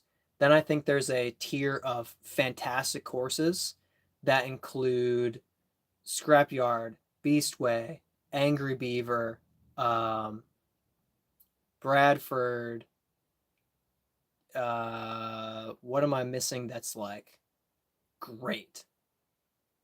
I'll just say slightly below that, Kilbourne, Reedy, Dry Creek, I know I'm missing a course. I know I'm missing a course. And then there's some easy ones. Eager Beaver, Bailey Road, Blair Mill. So if I were to give you like recommendation, I would say Nevin and Hornets, they're worth checking out. Then I would say Renaissance is, and Rensky. Rensky's really easy. Renaissance is great to play. Scrapyard is great. You want that iconic across the water ace run. There's hole 8 and hole 9 back to back. Then Eastway is great. Angry is very challenging but great. Bradford is great. That's my recommendation. Yeah, those are my recommendations. Good question. That's just Charlotte. I don't know outside of Charlotte. I'll be honest. Outside of Charlotte, I don't know if I played 2 or 3 North Carolina courses, so don't really have that experience. Michael says, "How to heal back?" Dude just says, "Go to a chiropractor." 10 out of 10 advice. That's my recommendation too. Try to get to another round disc golf store. Yeah. Try to stop by another round. For sure. SCG says, "Yo guys, sorry I haven't been around. Mr. Finally done with exams here to join us and hang out for a minute." SCG blowing up on TikTok. Check them out. Go about to storm for a week, so can't stay long. Okay, all right. I hope you stay safe. Just go to every course in Charlotte, pretty much. Drew paid 10 extra since he didn't renew his membership, then cashed for 27, then had to pay for pro membership. Not the way to go. He lost money. Think it through. Westminster has amazing holes and awesome holes. Amazing and terrible. I need sleep.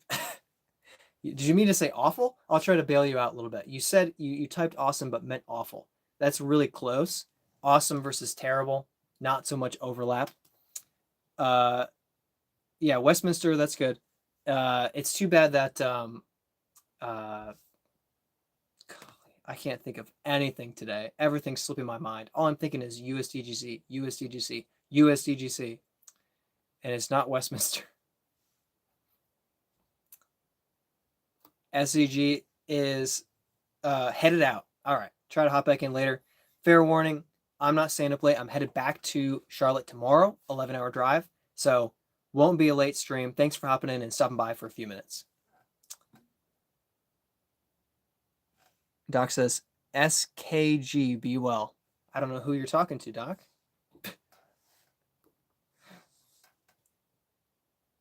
Winthrop. Winthrop. Duh. Yeah, Winthrop is unfortunately not set up year round, so you really can't get that experience, sadly. SZG, I was close. Yeah. 66%. That's basically failing grade. Sorry, buddy. Tough one. Yeah, Winthrop is not always set up, which is too bad. Makes sense, but it's really good. Heading back to Charlotte while listening to bagpipes the whole way. You know, my best friend's dad has authentic bagpipes and has played them to wake us up when I was hanging out over there and in church.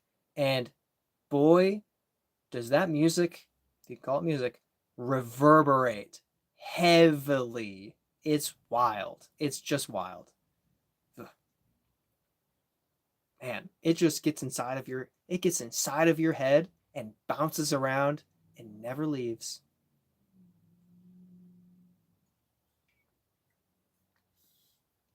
Abigail's back. Welcome back, Abigail.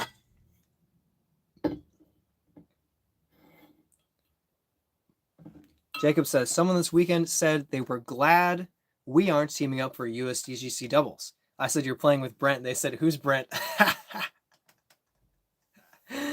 Ooh, too bad Brent's not here at the moment. Not paying attention. I'll have to clip this part just to send to him. Yeah, I told one of the guys who won last year that you took cash and jumped up to MPO, but I replaced you with a righty forehand guy, so I'm fine. Instead of a lefty backhand. They'll find out who Brent is. I know who Brent is. He's the tree kicker. Bagpipes can be one of the most soulful instruments, because they burrow so far inside of your body that they destroy your soul from the inside out? Is that why? The human voice is Brent equals Brad plus. That's not a formula. You need something after the plus for that to make sense. Brent equals Brad plus something. Brent doesn't equal Brad plus rent. That's better. Brad plus rent is Brent. Brad plus everything / anything. Well, yeah, if you take me, nearly a full package, and you just throw a bunch of other stuff in there, sure, you'll get something close to Brent. You're already starting with gold. Ruben says, quit disc golf or eat meatloaf for every meal. For how long? Forever? I don't know if the nutritional value holds up long term. I do it for a week. Every day. If it was dinner every day and I could eat other things for lunch, I would do meatloaf. Vincent, I think you've asked me this before. Maybe it's just someone else. Can I have $1? I'm broke. I am more broke. Can I have $2? I'll give you $1 if you give me 2. No? Well, then you have your answer too.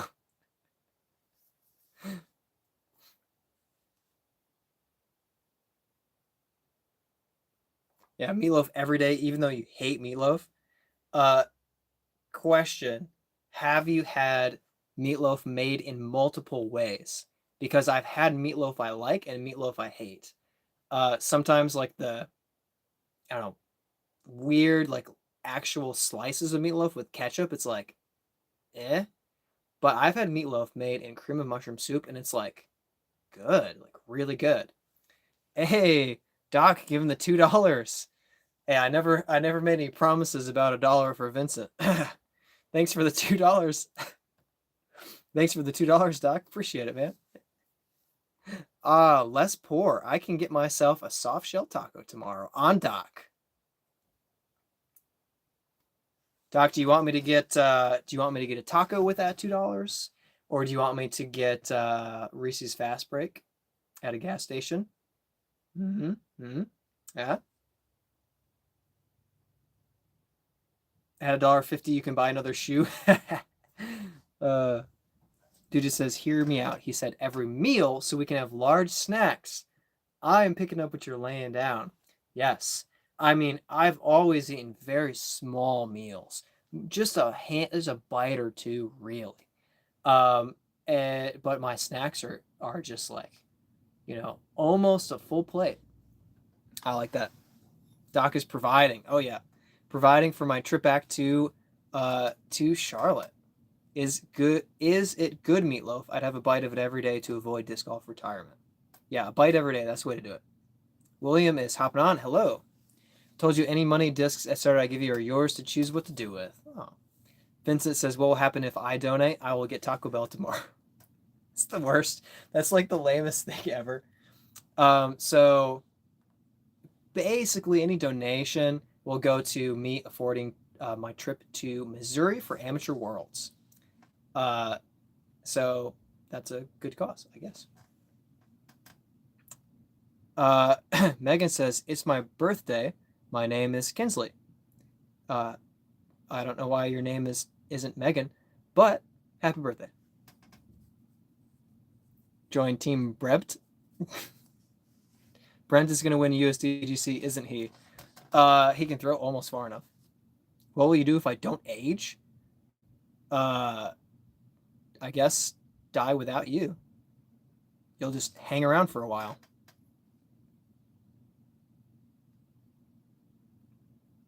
Bagpipes are great. No.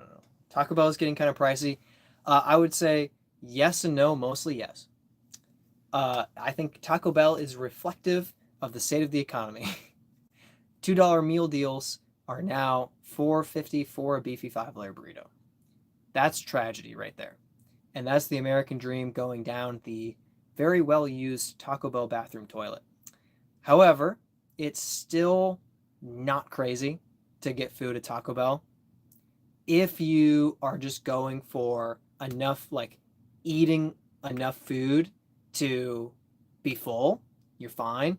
But if you're gonna get like Cinnabon Delights, large drink, you're gonna spend a lot, especially on different boxes. Ignore my last comment.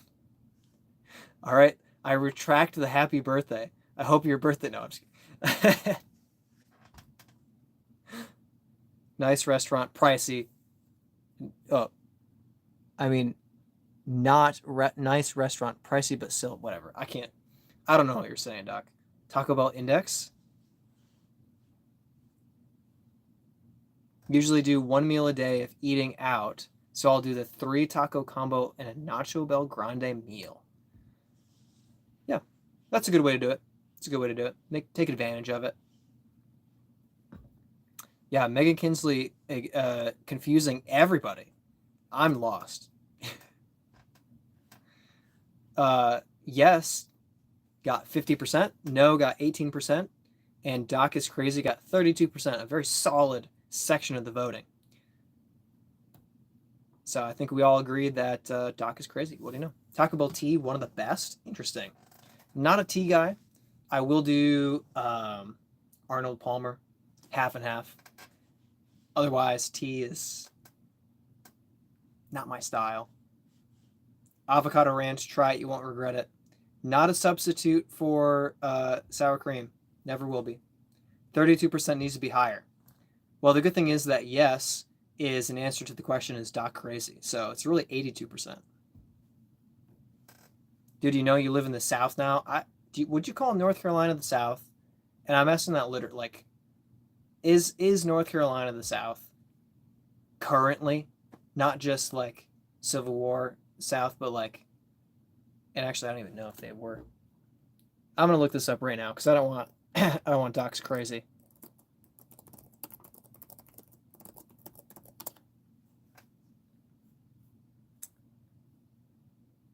All you have to do is leave Charlotte and you'll find out that North Carolina is very southern.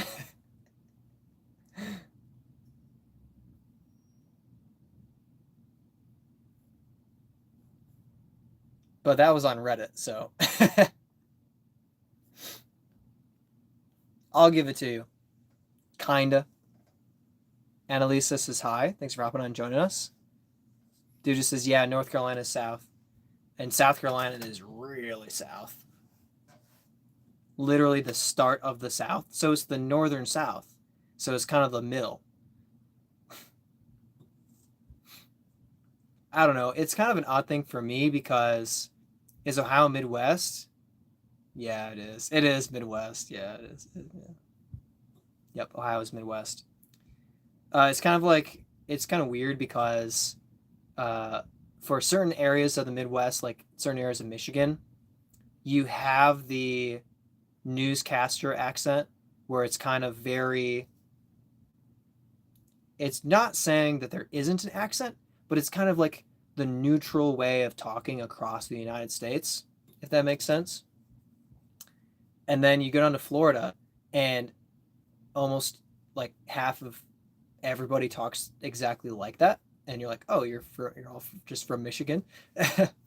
And then you get to another part of Florida and you're like, whoa, like this is the South. Like this is, you're making your own moonshine. Like, what are you doing back here on your swamp boat? Like, what's going on?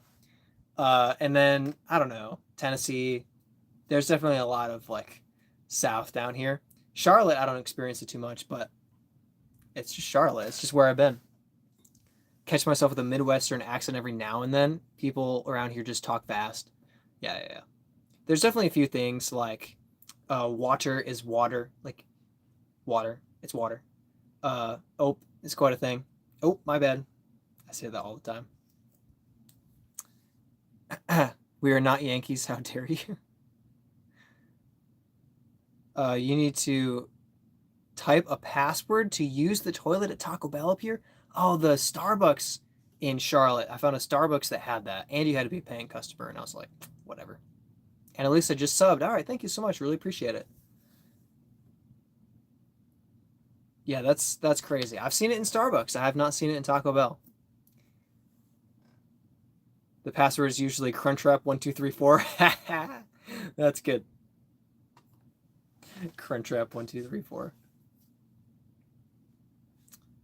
Got some hill relatives. Trust me, we the South. It's kind of hard because, like, even in Michigan, you get rednecks. They're just not southern rednecks, but they're very much like finagle a fix out of spare parts and talk sound less educated. I won't say less intelligent, but like they sound like they had a more limited education. Some very talented people for sure, but it's just odd how rural can be called South sometimes when it's just like it's just country, but northern country. Anyway, I don't know what I'm saying anymore. It doesn't matter. Washing machine. My grandpa says washing machine. Yeah, throw it in the wash. Yeah, that's a good one. Good shout out. More like a number, but still. Yeah, yeah. You can just type in the. You can just do 1, 2, 4, 4 for bell. Is 4 is the L on 4 or 5? I think it's on 5. 1, 2, 5, 5. Try that. It should work every time. Taco Bell should have Monster. Oh, are you talking? Oh, wow, great question. Are we talking monsters or are we talking dispenser of Monster? Because that could be dangerous. People could just be downing Monster and absolutely going insane. I think if Taco Bell gets Monster in their dispenser, we start seeing heart attacks at Taco Bell, more than normal. I've never heard of a heart attack at a Taco Bell. I'm sure it's happened, but I think the combination of eating and drinking the Monster would just absolutely wreck people's digestive systems. We ain't picky, redneck, hillbilly, etc. Yeah, yeah. Same group. Yep, yep. A lot of Long Islanders in Charlotte now. Interesting. Yusuf says you believe in God. Yeah, so I'm a Christian. I went to Cornerstone University to get my degrees in youth ministry and biblical studies, and spent a couple of years as a youth pastor in Michigan. And yeah, I'm very involved in my local church. Really enjoy our apologetics class, which is studying classical and philosophical arguments for the existence of God, the historical and archaeological evidence that supports the Old and New Testament accounts, and the accuracy of the Old Testament and New Testament manuscripts. So yes, long answer is yes. Trice says hi. Dude says my town is like the perfect mix of city-ish people and country. I think Gainesville was kind of like that because you had like colleges, and then you had business, and then you had like just outside of Gainesville, you just had like hard to understand you own 20 acres hick, like boom, boom, boom. And then you had a bunch of people from Michigan. Greetings from stormy Iceland. Ooh, wow. Hope the storms, I hope you're safe during the storms. I can't imagine Iceland storms. Ooh. But really appreciate you hopping in from Iceland. That's super cool. I am very interested in Iceland. That would be that's a destination for me. Iceland is a destination. I would love to tour the countryside, accidentally fall into a volcano. I want to just stumble across a waterfall in the middle of nowhere. That's a dream. I had a trip to Iceland planned, but then COVID happened. That was really sad. I also want to play disc golf in Iceland. You have a few good courses that I've seen. And I'm interested to see how Reykjavik looks. Like the pictures make it look very unique, like modern urban style. I don't know. I'm very interested to see. I'm very interested to visit Iceland. So definitely on the list. Well, it's at the top of the list. It's like the country I would visit. Ever played down in Louisiana? Uh, Georgia, Florida, North, South Carolina. Not, I don't think so. I don't think I've gotten over to Louisiana to play. No, I should. Not that old. None of us are as old as Doc. Skinny Alan from hangover. His name Zach Galifianakis. It's the beard. Yeah, it's the beard. Hello from upstate New York. Hey, Steven, there you go. What did you place at the AM tournament at Toboggan? Oh, great question. Terrible answer. Oh shoot, I just knew it. I think I placed 132nd.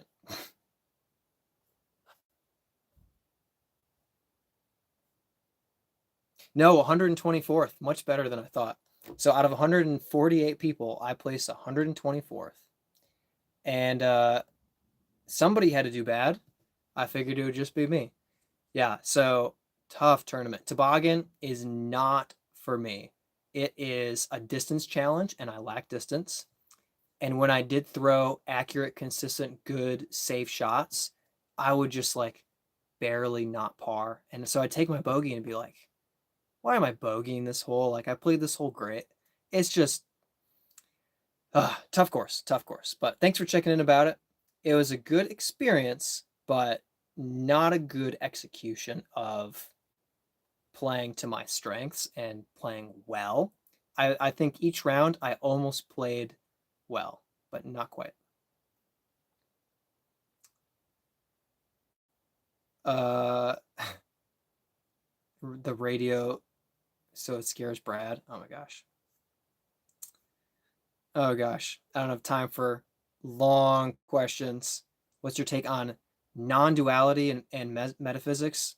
There are keys to understanding the explanation behind existence and reality as well as death. Um, as a Christian, my take on metaphysics is that the origin of the universe can't have simply created itself. It needs something, a self-existent, more powerful source, creator, being to create, to start the universe. And I believe that that is the Christian God. That explains the function of life, death, whether or not we are spiritual beings with eternal life, joy, pain, peace.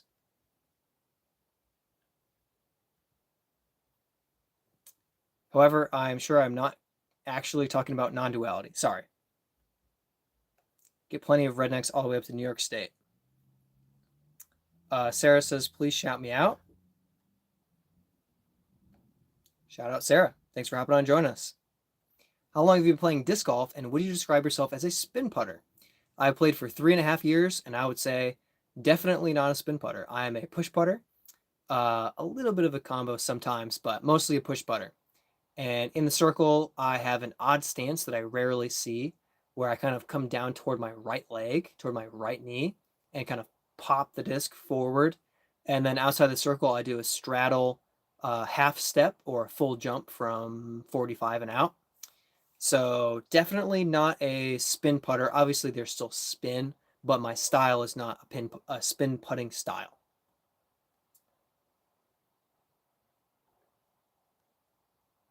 One, two, three isn't that bad, Brad. It's pretty bad. You don't have to soften the blow. I scored bad at Toboggan. I scored poorly. I feel like I played better than I scored, but that's just kind of my experience of the course. But overall, yeah, it wasn't a great tournament. I don't think that I don't think that any of my rounds were actually like me playing bad disc golf. I've played bad disc golf. This wasn't that. This was just disc golf that was more difficult than my current set of strengths and skills. And I just scored poorly, like I said. So didn't turn out great, but I don't feel like I really played poorly for the weekend. Also, just tired. I'm just tired. Uh, Leveled Up says, just want to say you're awesome and have great energy. Oh, thank you. Appreciate it. I try. I really love the sport and I love the community and I love that we get to share it together. Sorry about the rough weekend. Keep your head up. Yeah, I mean, I got a couple birdies on camera, so that's nice. I think you guys will also enjoy watching how many times I hit the band from like 70 feet because I just couldn't land a putt. Or not enjoy it. I don't know. Ever in Indiana, Brown County has some great shops, scenery, and some top 5 courses in Indiana. Interesting. Kevin Colbert ruined the Steelers says, "What'd you score and how many rounds?" 3 rounds. Brutal at Toboggan, and I scored plus 19. I think. Where am I? Plus 19. Yeah. Yep. 19 over par. And it felt like I played 3 or 4 over par each round, but I scored plus 4, plus 9, plus 6. So it felt like I played better, but I didn't.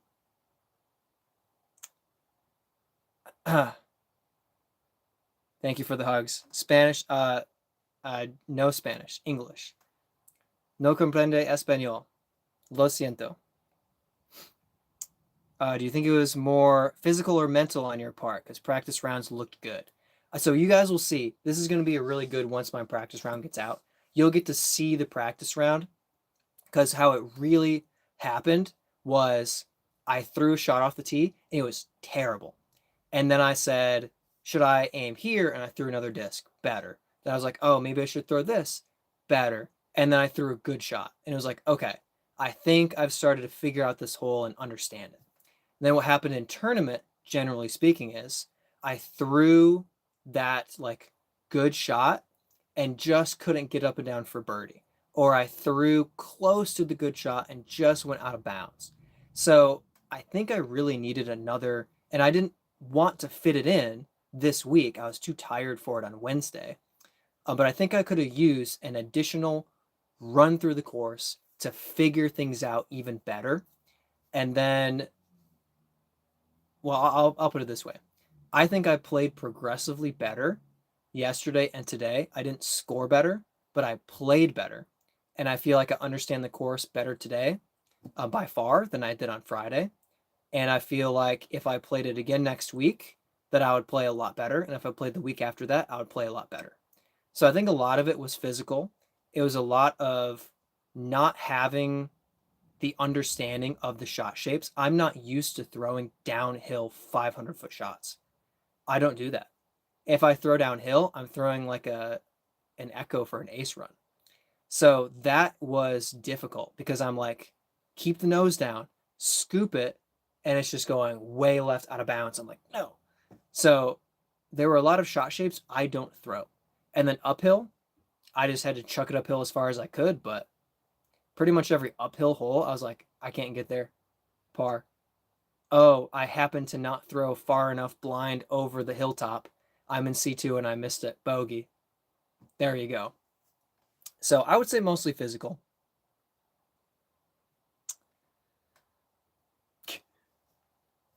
Can you see how long people have been subbed to you? And if so, you should do a 1 disc giveaway for people that have been subbed for more than 3 months. I would say no. I don't think I can see how long people have been subbed. I can remember, for the most part, people who have left comments from a long time ago.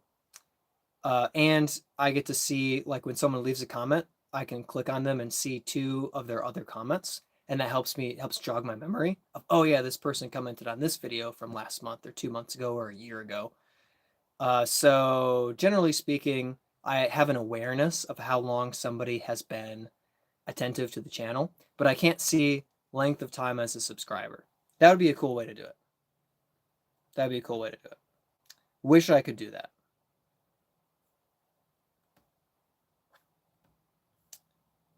Did enjoy the band hits. Made a best of cut with metal icy fire. Didn't want to bring it up though. Good Spanish. Gracias.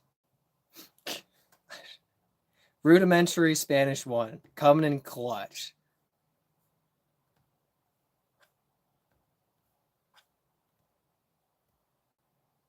Come on. Switch back to the tab. There we go. Mako 3 or Rock 3? Ooh. I've enjoyed Mako 3 more than I have Rock 3, but I'm not going to say it's better. Personally, I think Mako 3 because I like something drifty, dead straight versus a little stability to it. So for me, Mako 3, but I get the Rock 3, I get the choice. Worship sounds enticing. Air worship greater than Rock 3. Interesting. Interesting. Give away that clear disc? No.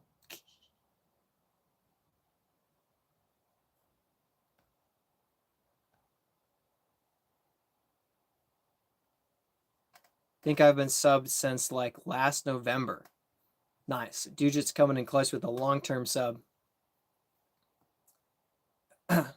Pager says, what's up? Started golfing. Hey, golf or disc golf? Either one. It's a fun sport format for sure. Steven's been subbed for like, he says a year and a half. I would say maybe even longer than that. Doc, a couple of weeks. Yeah, Steven, I remember, I remember early last year, Steven was asking questions about my putt at Northside Park, hole 2, when I made a 55-foot putt. So I remember that. And that was over a year ago. And I don't think that was one of your first comments. I think you'd been asking me questions for a little while. So yeah, I would say at least a year and a half. Took Spanish this year, and I can't say I remember all that much. Oh, that's too bad. It's tough. Foreign languages are tough if you don't stick with it. Pager's been playing regular golf. All right, nice. Nice. I hear that to get good at golf is very good. Clav says, ooh, French guy.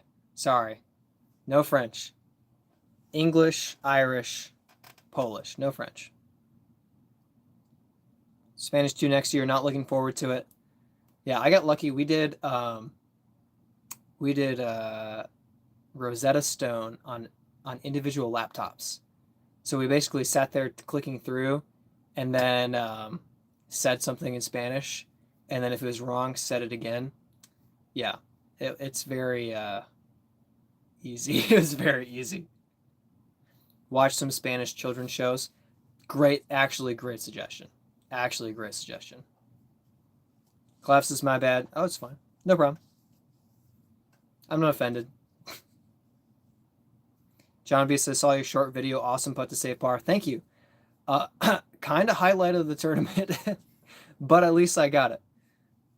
Have a great night. Try not to dwell on the 123 too much. It's fine. No, it's good. Next weekend, Charlotte Amateur Championship. There will not be 122 people beating me in that event in MA1. So I feel very good about it. I'm looking forward to it. And there are courses I've actually played before. I'll get some practice in this week, and I'm pretty excited. I think you'll see me in the top 15. I'm pretty excited. My brother took second last year, so it's a tall order to try to live up to. Good memory. Don't remember anything about putting. Yeah, it's just my steel trap up here. Meanwhile, I'm trying to remember like something every 5 minutes. Doc says, Rosetta Stone, man, you kids had it made. We had to use the actual Rosetta Stone. That thing is heavy. But nice. Old joke. I like it. Pager says, I have found a new cute boy and he golfs. Nice. Tell him to try disc golf. Hey, I'll say, I know a few people who play both and love both. I think you can really enjoy golf and disc golf. But, excuse me, don't feel pressured to give up golf. He's a sophomore. I hope you're a sophomore or close to that. Salt is playing in that tournament. Awesome. Charlotte Amateur Championship is the way to go. What are you MA1 as well? Look for the guy throwing aces, of course. Are you playing MA1 as well or a different division? Putting my money on 16th place. I wouldn't be upset about 16th. 16th is probably playing above my rating, which will balance out how far below my rating I played at Toboggan. Hopefully carrying that Rosetta Stone helped you build muscle for disc golf. Hey. Dude just says, I am too, but still try disc golf. You won't regret it. I agree. Doc was 39 when he found disc golf. Wow. Back in the 90s. Were the inscriptions on the stone easy to see? I like both. We did disc golf in gym class. It is fun. Good. I'm glad you like it. Yeah, obviously keep leaning into your passion, into your talents. But yeah, disc golf is fun. It's fun. Regular frisbees or actual discs? Great question. Were your discs, were they more like this, like a driver, or more like the frisbee or putter? I don't have my Makani. I don't have anything that's an actual frisbee. I didn't bring it to Toboggan. Anyway, good question. MA3 salt, awesome. Hey, make sure at some point you try to find me. I'll probably be wearing this, so it'll be pretty easy to find. If we're on the same course at the same time. I know MA3 is probably on different courses. Let's see. Gosh. Do you play Scrapyard? I'm guessing you play Scrapyard, which I'm very jealous of. I want to play Scrapyard. So we might not actually cross paths out there, but maybe. Maybe, yeah, maybe. I'll have to look up MA3, see if we're anywhere close to each other ever. Because we're playing Renaissance, Angry Beaver, and Hornets. And I wouldn't think they would throw MA3 at any of those. I would put you at Eastway, Scrapyard, and Reedy, maybe? Anyone bring something like a mini football or a ball to throw on while waiting for people ahead on the course? Yeah, just make sure it's not PDGA legal, because you cannot throw that around while you're waiting. First discs were Franklin's. Nice, nice. We will cross in the comment section, though. Yes. Yes, we will. Currently hanging... Oh, gosh. Currently hanging upside down on bunk bed, eating a hot dog, watching. Thanks for the entertainment. Absolutely. Absolutely. No problem. I should flip my phone upside down just to mess with you. Here's popular. Yeah, just something to do. Just toss around a little bit. Yeah, just make sure, of course, you don't throw a PDJ legal disc more than 5 meters because that's a penalty stroke.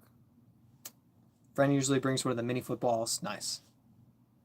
Nice, nice, nice. Beef hot dog. It's been a while since I ate a hot dog. Yeah, whatever. Turkey. Okay, there you go. Adventurous man. All right, I've got about 3 minutes left in me. It's been 3 hours. Tired. Longest hole I've aced?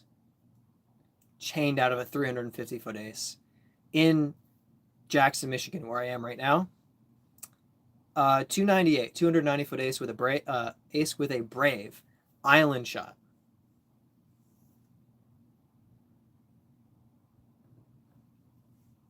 Roshan says hi. Thanks for hopping on. Brad, when you see a Hardee's when you come back to North Carolina, grab a chili dog. My favorite hot dog is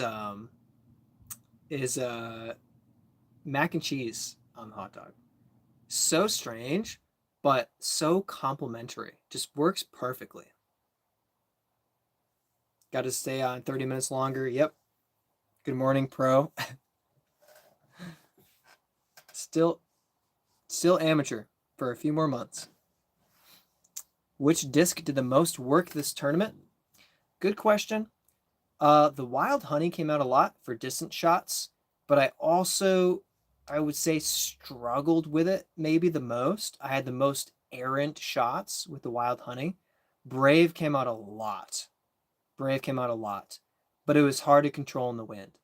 So Wild Honey and Brave were a lot of my throws, but I kind of fought with them a little bit because I didn't understand how to throw the Wild Honey downhill well, and I couldn't throw the Brave downhill with wind and trust when it was going to flip and when it was going to fade. That thing just did whatever it wanted.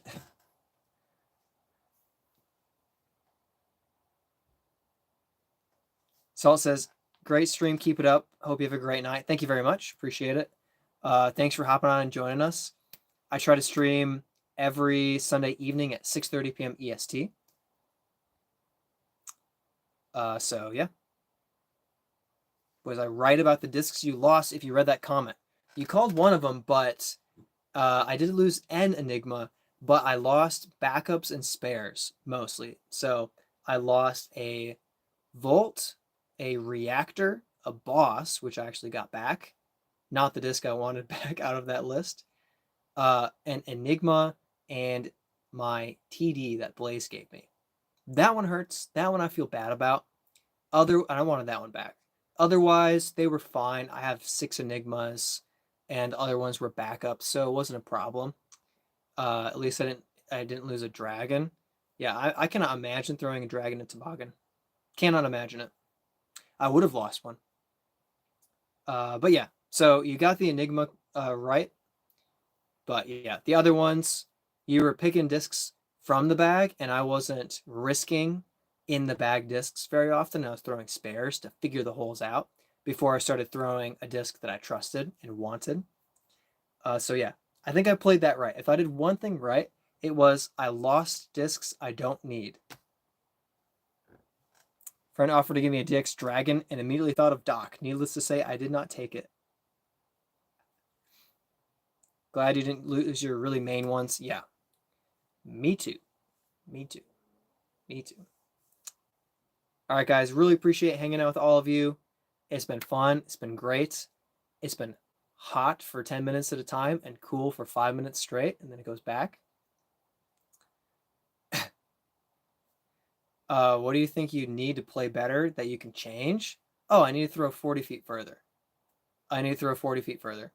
And I need to learn how to throw an elevation. I just have almost no experience throwing elevation shots. So even throwing downhill, like the disc goes 500 feet, and I don't know where it's going to end up. That would be nice to learn. Post when you get back home to Charlotte. Okay, I'll try to do that. Drive safe. Zach's here. I'm headed off to bed. I've got a long drive tomorrow back to Charlotte, 11 hours. See you guys. I'll drive safe. I'll try to let you know that I make it back tomorrow. And yeah, I'm planning to do some gaming streams this week. So try to keep up on those. Birdie Time Gaming. Other than that, thanks again, guys. I'll catch you soon. Hopefully next week when I'm talking about my recent tournament, it'll be good news. All right, catch you guys later. Peace out. Oh, I have to stand up now. Why do I always have to stand up?